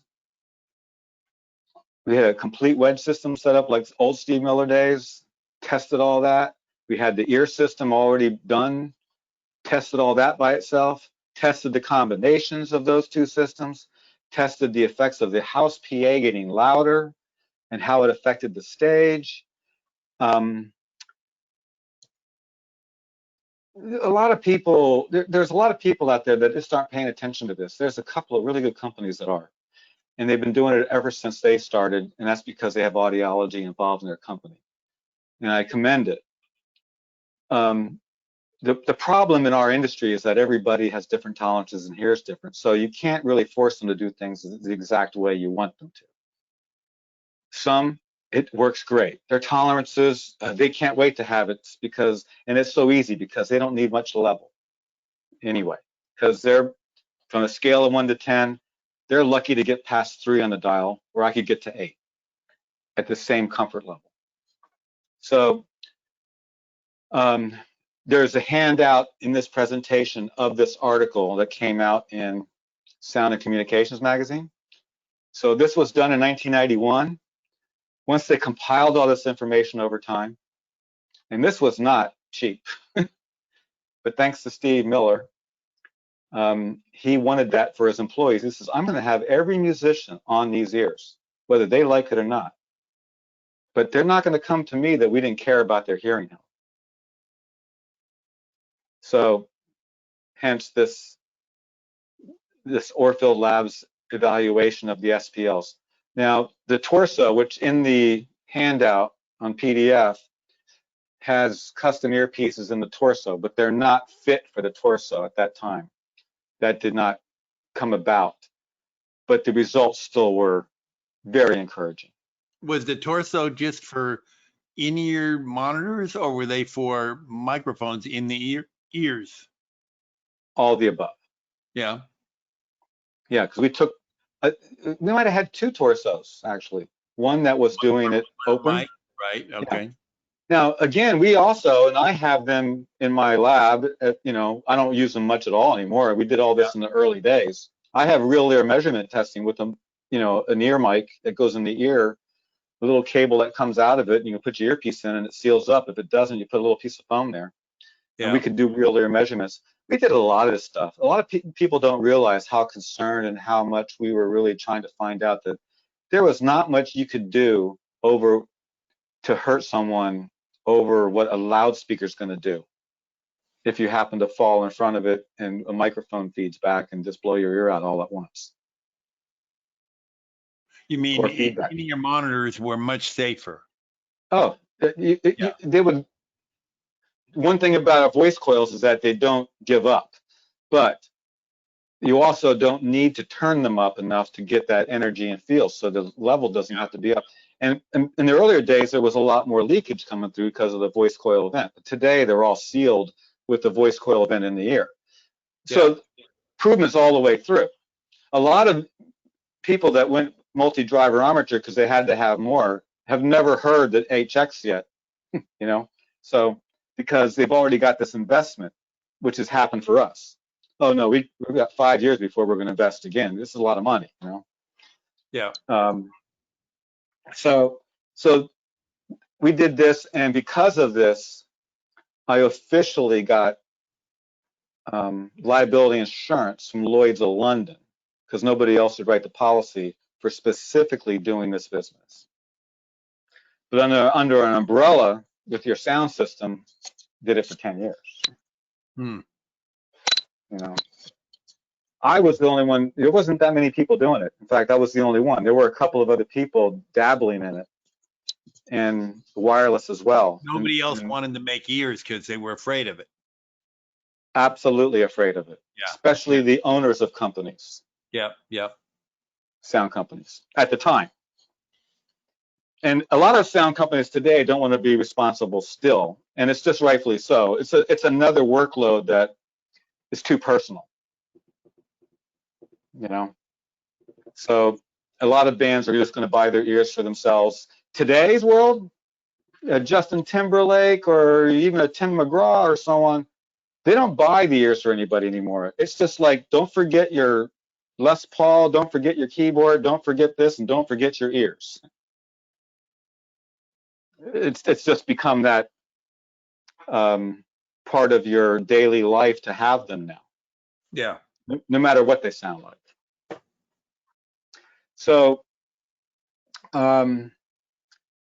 so my whole idea to create the custom parental monitors from the very first day in the 1980, where things got serious, and still is first to reduce the vocal fatigue. And that's goal number one, is reduce vocal fatigue. That we've done. They feel their energy. Now we figured out even an analog sidecar to get rid of the latency if that's a problem. And but vocal fatigue was why this whole concept came about, to stop stressing the voice, sing naturally, sing properly, not blowing your voice out because of all the competition between all the other players, or the PA, or the crowd noise. So in the 80s and 90s, it was a piece of cake and smooth sailing with the proper equipment and mix techniques using voice coil technology. And that's the story of Future Sonics and why it got so fascinating and popular, because more and more people that used it found out that, gosh, not just did my voice problems go away, my hearing fatigue was lowered. I don't even have to pay for that tractor trailer of monitor system. The stage is clean.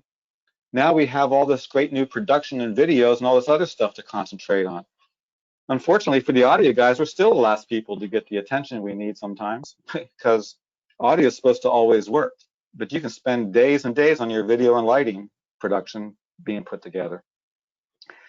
But that's why you audio people are so unique. What is the next slide? Let's see here. Oh, yeah, a lot of success. Steve Miller Band and Future Sonics, 30 years strong together, ready to hit the stage. We continue to push the envelope to know more, especially with Steve. But he wants us to tell him what's going on. Marty, stop hitting your Bluetooth headset mic. Got it. I just realized, and it happened to be Bluetooth. Let me just readjust it. Stop. Terrible. Got it. I can't hear it on my end. Sorry, everybody. You know what? I like to monitor things, but I can't hear any of it. Steve is now in his early 70s, would have retired years ago from live performance without ear monitors. However, today his voice is as strong as ever. His hearing is tested regularly at a Mayo Clinic, has stabilized over the past 10 years, other than from age.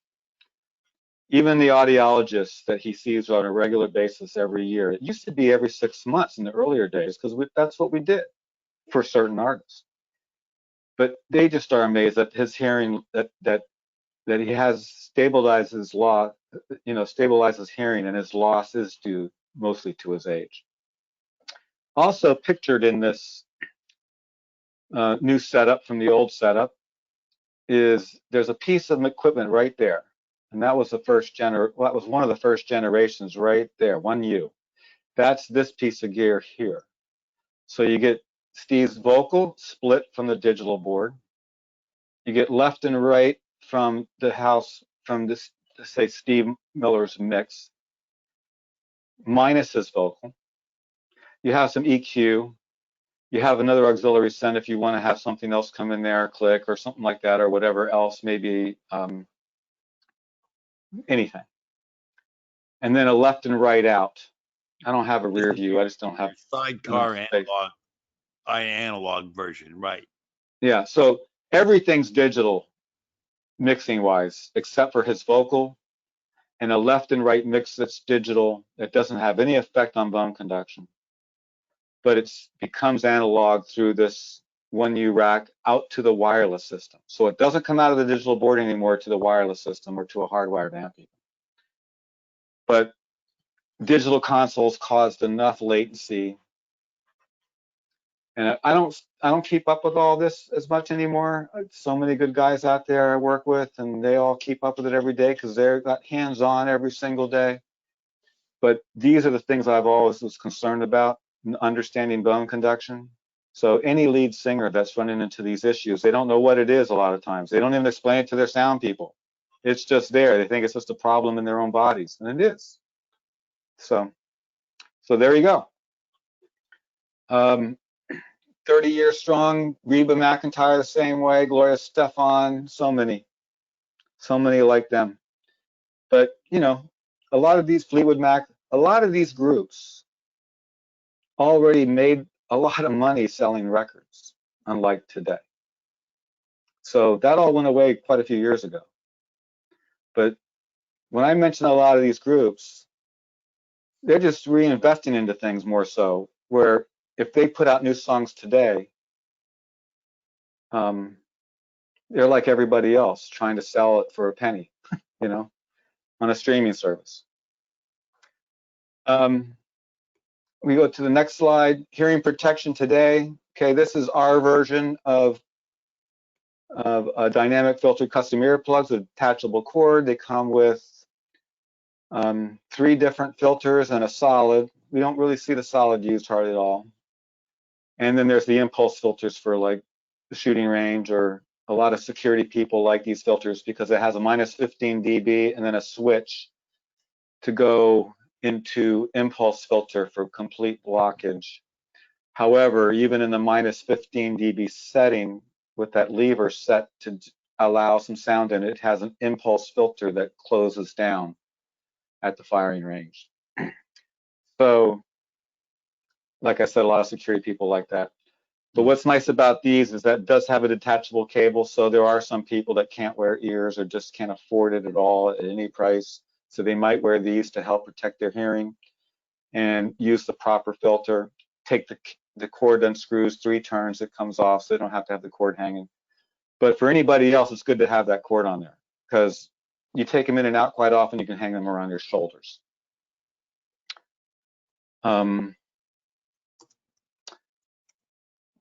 What you're looking for. There we go, yay. So we make a softer wear. It's called softer wear custom sleeves for the Spectrum Series G10, our universal product. And that gives you a lower cost, maybe like a $320 at a combined deal to go custom with a generic, and so that you have a good seal, good fit, and stability of your earpiece staying in your ear on a stage. The drummer from like Keith Urban and stuff, this is all he wants. He doesn't want anything else. Yeah, those were the first pair I bought. That's the ones I heard, or the version that size that I heard at AES. And then I immediately bought the mold to, in fact, were you doing molds at that show too at the same time? That's what happened. Early I got a early mold 2000s, we were doing molds even in, right at AES. yeah, we did molds in 98. Yeah. Yeah. So, I mean, that's, our history is quite strong, but I had to give you some of my growing pains, which were mostly exciting because I was around a lot of exciting people, but everything meant to me and to the artist and then to my gig, but getting these gigs because I cared about what they sounded like, not what the audience heard. And Now, this headset, which we're looking at right now, that's the IE HR6M. I guess they maybe even a run headset they have. you make just the mold part of it, and the rest of That's it is correct. That's a Riedel headset. right. And the headset part can be moved from a left ear to a right ear, and the mold just sort of clips onto it. Yeah. So this one here, because I deal with Zoom more, so okay. Yeah. So this right here is from my ear. Yeah. Okay. And it does squeeze one way, then it pops out. And then you can put that in your other side ear. Right. Correct. This will go on the other side. So we do have a lot of referees and soccer refs and so on that wear this. And it's they usually get two sets of impressions, left and right, because they might change it depending on what the field is or what, you know, what that day is like. Or is this a 6mm driver? no, Riedel has their, oh yes it is. Yeah, in the Riedel set, I haven't investigated too far, but if you don't get a good seal with this, you know, that's why the customs are so important. You're not going to get a great sound out of it. But they're using a regular dynamic speaker in it. I'm gonna tell you right off the bat. I believe it is a type of Knowles, but okay. I did not take them apart yet. Yeah, We started doing this about a year ago, and we just solved the one issue first. And the bad news is, as far as I know, and I'm going to find out from Riedel, they do not sell it with XLRs on it. It only is sold with a little tiny LEMO connector that plugs into their sports version of Bolero. Yeah, that's like me going to Clearcom to ask them for something in similar situation, and they seem to be doing fine without it because I wanted XLRs or something like it. But anyway, that's the, here's the, you know, the referee in my ear. Now, if I had the right connection for it, this has got a LEMO on it. I'd use it for computer. But I did listen to the audio qualities at the trade show, and it's not what I would use for music and stuff. Well, this is comms. This is comms. Yeah, it's a comm. It's great for communication. People want to understand the words, not the melody. Now, what's the beauty of also of our custom earpiece is if you look up here where I've got my, does my cursor go up there, by the way? Up where? It goes anywhere in your picture. Anywhere in your picture. Okay, so you see the cursor up there in the top left of the Riedel.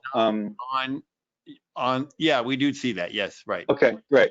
So that there is a selectable vent system like our early days of our MG6 Pros. And that goes into this ambient select area here. So that's a wide open vent. And then there's half, and then there's like a pinhole to allow some leakage in. Right, right. Because the ref may not want to be completely sealed off. But then at the Super Bowl, it'd probably go closed. You know, depending on how good the game is.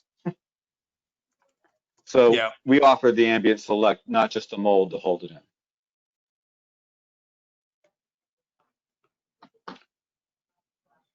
And that's, I mean, here again, you know, all sports have stopped. So we're getting ready to do quite a few things that they're planning for next month.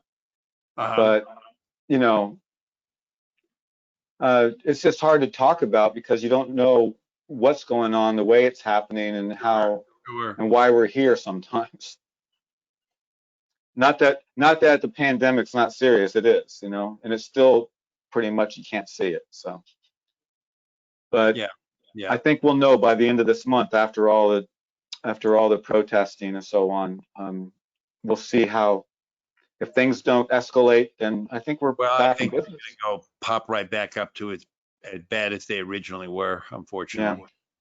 But I'm going to be hopeful and keep thinking about how to deal with this time off. I can't believe how much time has gone by so fast, though. I thought it'd be slow as ever. But for some of us, you know, it's not the same business-wise, so it's not easy. Yeah. A couple of people have asked about this headset, and the important thing to remember is Future Sonics doesn't make headsets. They don't make microphones. They make ear molds and ear monitors. So this product is from. Well, we've been asked to get involved in the headset part, just as a, you know, Right. which we're looking into. Exactly. Our specialty, the person's absolutely right. Thank you for asking the question. But absolutely, we have, I have this Bluetooth I'm wearing has my own earpieces on it with the 2-pin cable. We have microphones. You talked about the magnetic one that goes connects to custom ears. You can just move it left to right magnetically. Yep. And of course, you know, you still have to be concerned about if people want to use it in a different application, it may not stay. Sure. But and there were some other questions that said, what about the various digital audio over IP technologies? Would they be integrated into in-ears? And I would say that's totally in the wrong direction. Nobody's going to plug a Cat 5 into your ears, ever. No, but you can plug into a system that, you know, that converts it, right? As long as latency is controllable. I mean, yeah. If you're, you know, there's always that issue. Yeah, I think that's the whole point, Pete, is if, you know, as we continue to evolve in this digital domain, we've got to keep that chain as short as possible, right? And you know, whether that's the processing happening in a pot, you know, a pack or whatever. But the fundamentals, which I think is what I love where Marty went with all this, is it's the fundamentals, right? That final D to A conversion, right? That is, you know, the human brain in the ear. Well, it's also you have musicians and even a lot of monitor engineers. Whenever I'm on a show and they say, this sounds like it's doing something funny, I believe them. I don't hear it. Right. They hear better than dogs. I don't even have a dog. So yeah, right. Well, when you get one, you'll be wondering what they're listening to. Exactly. Well, now I can tell you though that my dog's ear though. You know, the final stage of any signal chain, no matter what it is, no matter where you are in the whole wide world, no matter what it is, the final stage is the speaker that everything's going to. It's the transducer, right? Okay, so the voice coil is the only way I understand it. Because if I don't have a voice coil where Graham Bell and even Les Paul and Bell Labs grew up as a kid. Yeah. There's nothing like a voice coil. You can't beat it. And you hear it every single day. So that's our philosophy. That's where we're at. You know, we maybe have been the only game in town in the beginning. There was nothing but success until, and there's still success, but until it became competitive, the way of the world, the way of business. Oh, that's great. The thing of it was when we did introduce the multi-driver in 1995 to Shure. And there was also talk like we were going to do something together, right? And so I had built 2-ways and 3-ways, sent them out to Steve Miller, sent them out to Reba, sent them out to U2, sent them out to the Grateful Dead. Grateful Dead was the best because ultrasound, Don Pearson, rest his soul, you couldn't have a better guy than Don Pearson when it came to analyzing and understanding the fundamentals of what really is going to tick and help you in the long run. You know, it's all about time.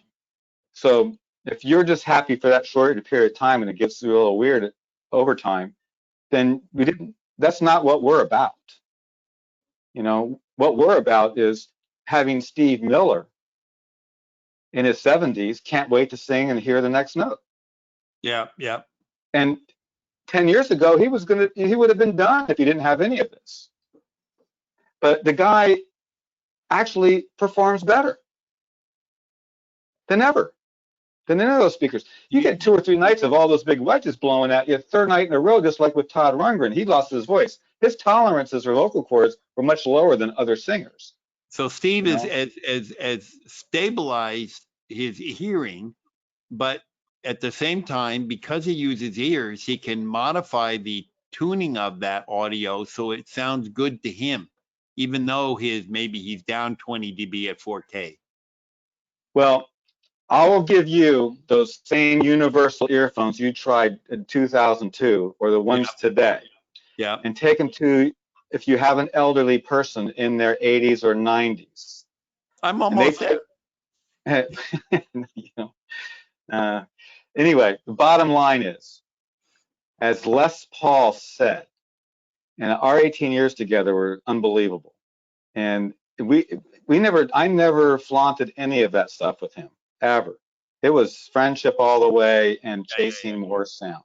So, and little did I know, Steve Miller's dad was the best man at Les Paul's wedding. So there is a relation there. And then Steve Miller and I went to his viewing, you know, his wake, you know. So anyway, the bottom line is, it's how you hear. You can take any of our universal ears and put them in an elderly's head, even the ones that their brains are starting to go away because there's just no activity. They take those hearing aids out, which aren't doing a whole lot of justice in the most part, because they don't want to have to fiddle with it, go back to get them all changed or whatever. You put those things in their ears and it gets coupled right, they're going to hear just like they did in their 30s. Really? And it's all because of the bony cartilage. The brain will recalculate. Les told it to me every single time. And we made those hearing enhancers, hearing aids that were modified, that he wore the last 5 years because. Are you still involved with hearing aids? I am, but we're on a hold pattern. But there is activity again. But this is a DSP that and a algorithm that's like no other. And it doesn't have a lot of bells and whistles. You can add them later, like all the attachments and stuff they have. But for audio, as I mentioned earlier, Frankie Valli, Paul Schaefer, he wore them for, you know, all the time, up until we had to put it to rest because it required a lot of investment. Yeah. And the competition of a $6,000 pair of hearing aids. Ours were designed so that you didn't really have to have audiology all the way through. And now the industry has, only last year, the industry was deregulated. So the medical is changed. So you're going to see a lot more of those late night commercials possibly. Very unregulated products. We'll blame it on you. Oh, there's another Marty commercial. Yeah. No, that's not my background, but yeah, believe me, I'm up at that hour. You know, Les kept me. He was a night owl, so I was burnt out. He burned me out good. Yeah. But it's how you hear. So he couldn't wear the ear monitors or anybody's ear monitors if he decided to like them. I mean, we tried everything. But he loved our ear monitors because he could hear things he never heard for 20, 30 years. And the reason why he had to stop wearing them on stage, but we stopped when we came up with a better hearing enhancer, a better hearing aid that actually had more to it.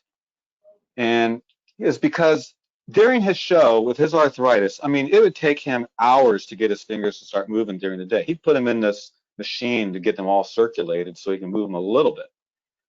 And because of his brain, he recalculated how to play the guitar. If you ever watched any videos of him playing at the Iridium, you're amazed at what that sounds like.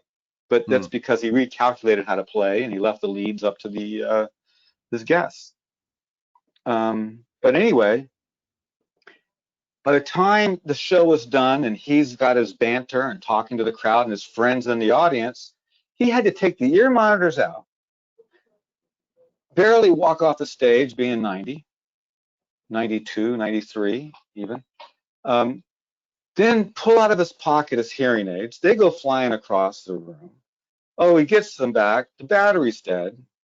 He's lost his after-show audience. Oh my God. It was heartbreaking for him to sit there and have to fiddle because he can't hear without So some he device. went to playing with his hearing aids in the whole time?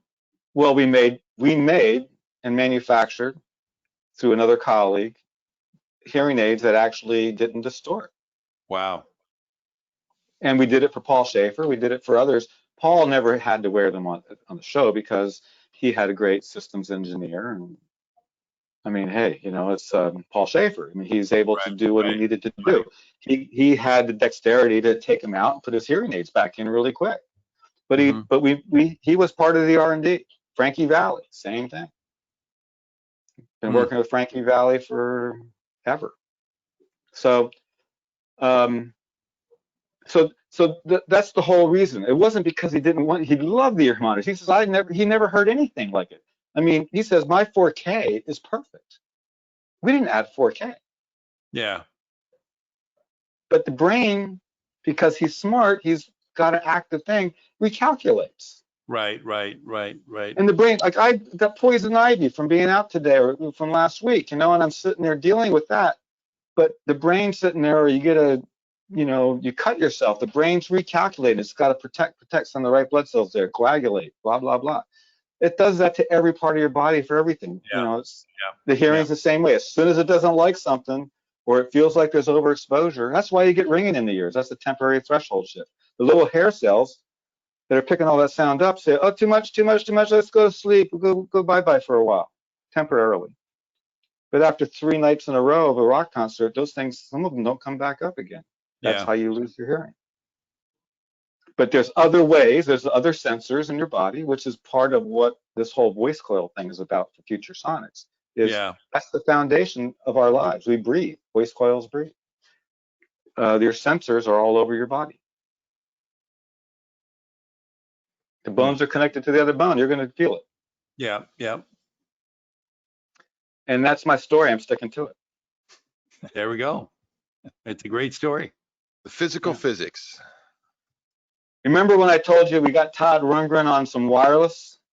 I'll do this really quick. Back in the early 80s. There it is. Oh, look at that. We had quite a few of these systems. I just took these pictures and I pulled it out of storage. I was looking for the transducers. But anyway. Like Kelly's got all his old equipment sitting behind him. There you go. See, when the old is new, man, we're back in FM days now. I should pop up a picture of my Osborne. Oh, man. I mean, I got the Osborne when it first came out. My house guy at Todd Rundgren got the K-Pro, and we connected the two from stage to house back in the early 80s. And I sent him the set lists when they came up at the last minute to put on his screen.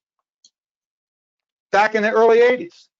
I'm telling you, and look at this. We're looking at a modern drive-through system right here, right? This is what we've started relaunching. This is what people want now in their movie theaters. Yeah, you know. Hey, you know, this system that you're looking at on your screen is FM. We did even Stevie Wonder back in the day, and then some other people came out with some other systems and so on and so forth. And that was late 80s. But this was early 80s. Then we got QEI to build us the stereo generator, a proper one. Mm-hmm. And that was the middle 80s. And then a little after the middle 80s. And then this is probably 200 milliwatts. Could do a quarter watt if you really wanted to open it up. And it's just a miniature radio station that broadcasts to your car and home. And then those are the receivers we were using at the time. Now we had a lot of different ones, and we had ones that were below 88 from Japan because they're on 74 to 108, where the States were 88 to 108. So we were Right. trying to get people not to hear our sound, because they could be pulling up in their car at the venue and they could be listening to your sound check or your banter on stage. Yeah, we didn't quite have FM encryption at that point, did we? No. And that antenna right there to the right, there was still 4 more rods to put on that, on the ground plane. Yeah, Yep. yeah. And that was the very first antenna, very first. Then it became more of these Yagi types, even back then. So then that's what we did for wireless. Even Gloria Stefan used this system in the early 90s because we didn't have enough of these. The Future Sonics radio station. Personal radio systems in the UK was the PRS, as it's known. The radio station over there, we connected with them very early on, like 89, 90. We got their radio stations, we liked it, so then we cut a deal and we OEM'd it and created our own panel and controlled North and South America as the Future Sonics radio station. The slide with Steve Miller, it's in your packet, shows all those radio stations, Future Sonics radio stations in there. We did that for, what does it say here? 1992 to 2000. We were getting a little discouraged with it, but Shure came out with their 600. Then the 700 wasn't as great, but the 600 was fantastic, crystal based, 2 frequency select as this radio station. Nothing like crystals. Nothing like it. You know, That's what they will say. Yeah, you know? could name a sound company that. God, I wonder who did that. Yeah, Crystal Taylor Systems now is CTS Audio out of Franklin. They moved from Philadelphia to Nashville and very successful. And Carl Taylor is a lot of part of my development in my office next to his while I was sitting there. They're sitting there working hard. And I'd go out and do a lot of work in the warehouse, prepping the show and PAs and monitors and consoles. But I spent a lot of time in my office just messing around with all this stuff. This is actually a fly system for Steve Miller, but this is for Pam Tillis too. But Steve Miller, you know, when he had to go do an award show or whatever, we take that system as a fly system. Aphex Dominator, Caesar, guy owned the company Aphex Dominators. Yeah. Thousands. He sold thousands because of this system. Every system had a multi-band limiter, and that was a plug and play. You could plug that in, and it all of a sudden you were set. Little high rise in the highs, all multi-limited. So then Garwood, we discontinued, and PRS had to figure out some other things, and so the way they did it in the UK, they picked a name out of a hat. They pulled out a name called Garwood, and they took back over. But right now, I was dealing with Sennheiser mostly at that time, and to this day, I was 15-year consultant with Sennheiser out of Germany, developing their wireless monitors. And unbelievable people. They're great. They're just unbelievable to work with. And the EM3 that, I don't have it in the presentation, but our EM3 became their IE3 out of every system, was a beige prototype.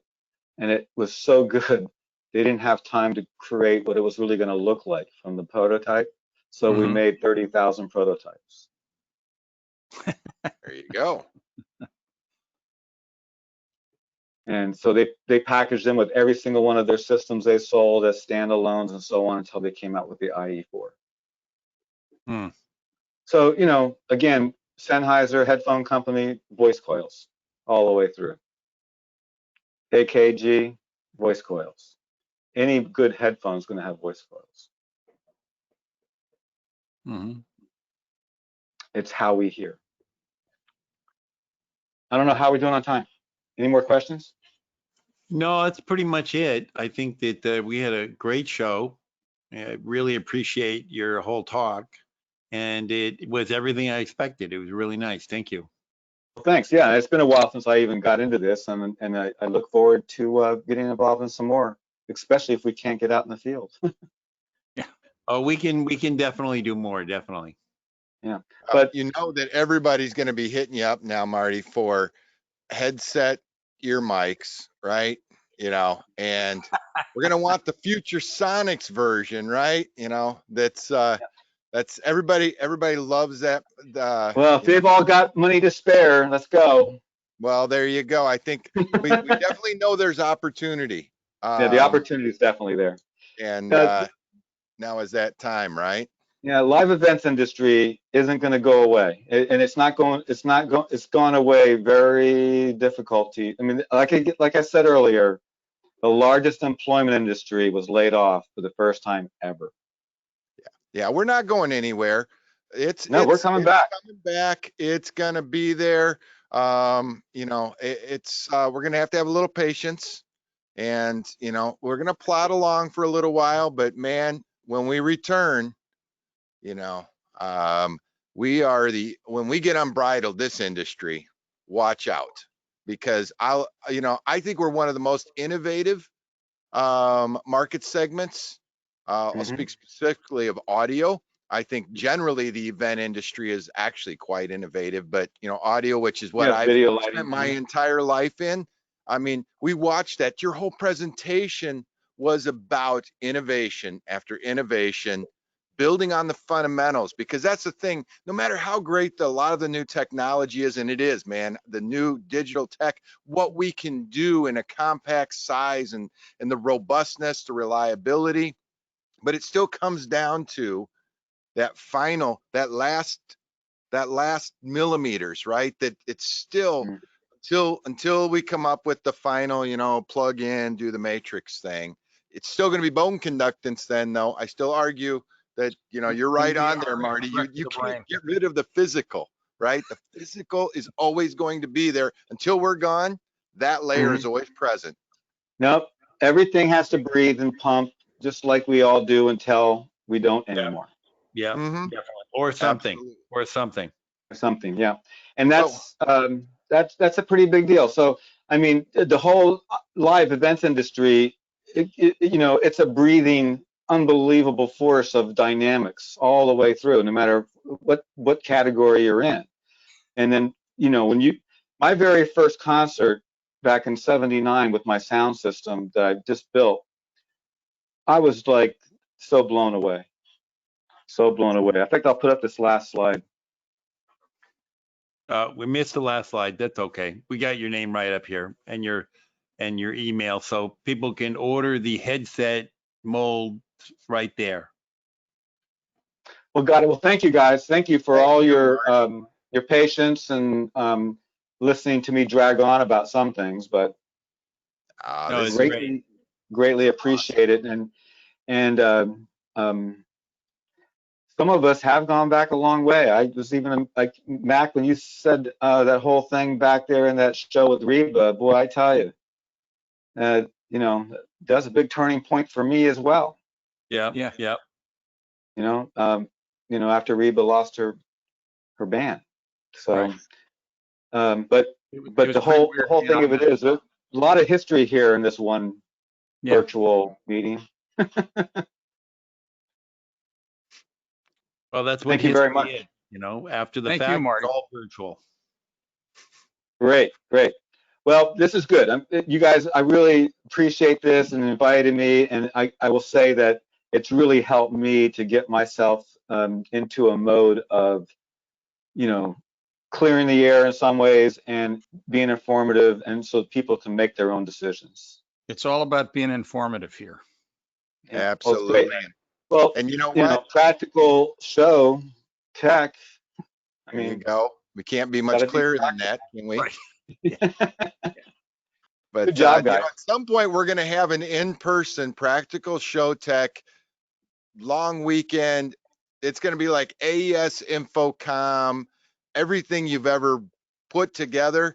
And we'll probably have to do it on 2 coasts so we have With enough whiskey. time and space. But man, I cannot wait till we can all get together and we can put every different concept back on the table. We can be in person and we can share, we can dialogue, and we can chat about ways to make our industry better. Thanks for preserving our hearing, Marty. And we'll look forward to what's next ahead, right? So this will Great. definitely have to go in the best of, boys, no doubt about that. Oh, well, thank you. Appreciate that. You know, it's always a little. Except there's lunch with Pete coming in 2 days, and I've got a pretty high Well, bar. oh yeah, all about logic. Now, let's talk about Riedel logic, though. It's not Pete Erskine logic. Okay. Well, I didn't know they were different. Oh. I thought it was the same thing. I don't understand. I thought you were the one that knew all this when it comes to that category. Well, that's why I'm putting the logic out on this coming Wednesday. No Yeah, kidding. Okay. Good point. Well, Yeah, so be there for lunch with Pete. Okay. Well, you guys, we'll stay in touch. Send me a link to that. Or I think you might have already done that. Definitely. Website is back up. During this entire show, our lovely website was down, but now it's back up. So. Oh, well, that's, you know why? Because I was on. Exactly. That's right. They had to focus on one thing. Exactly. Crash the website. And then the other part of that is that, you know, stuff happens and so on. But by the way, are we still live? We are still live. Yeah, we're Yeah, live. Cool. You know, I think that, you know, technology and stuff happens, but here, the show does go on, right? Yeah. I mean, unless you have a pandemic. Oh, man. So that was great, everybody. We'll see you Wednesday. See you All right. Wednesday. And thanks again, Marty. Bye. So long. Have a good night. Be in touch. Thanks. All right.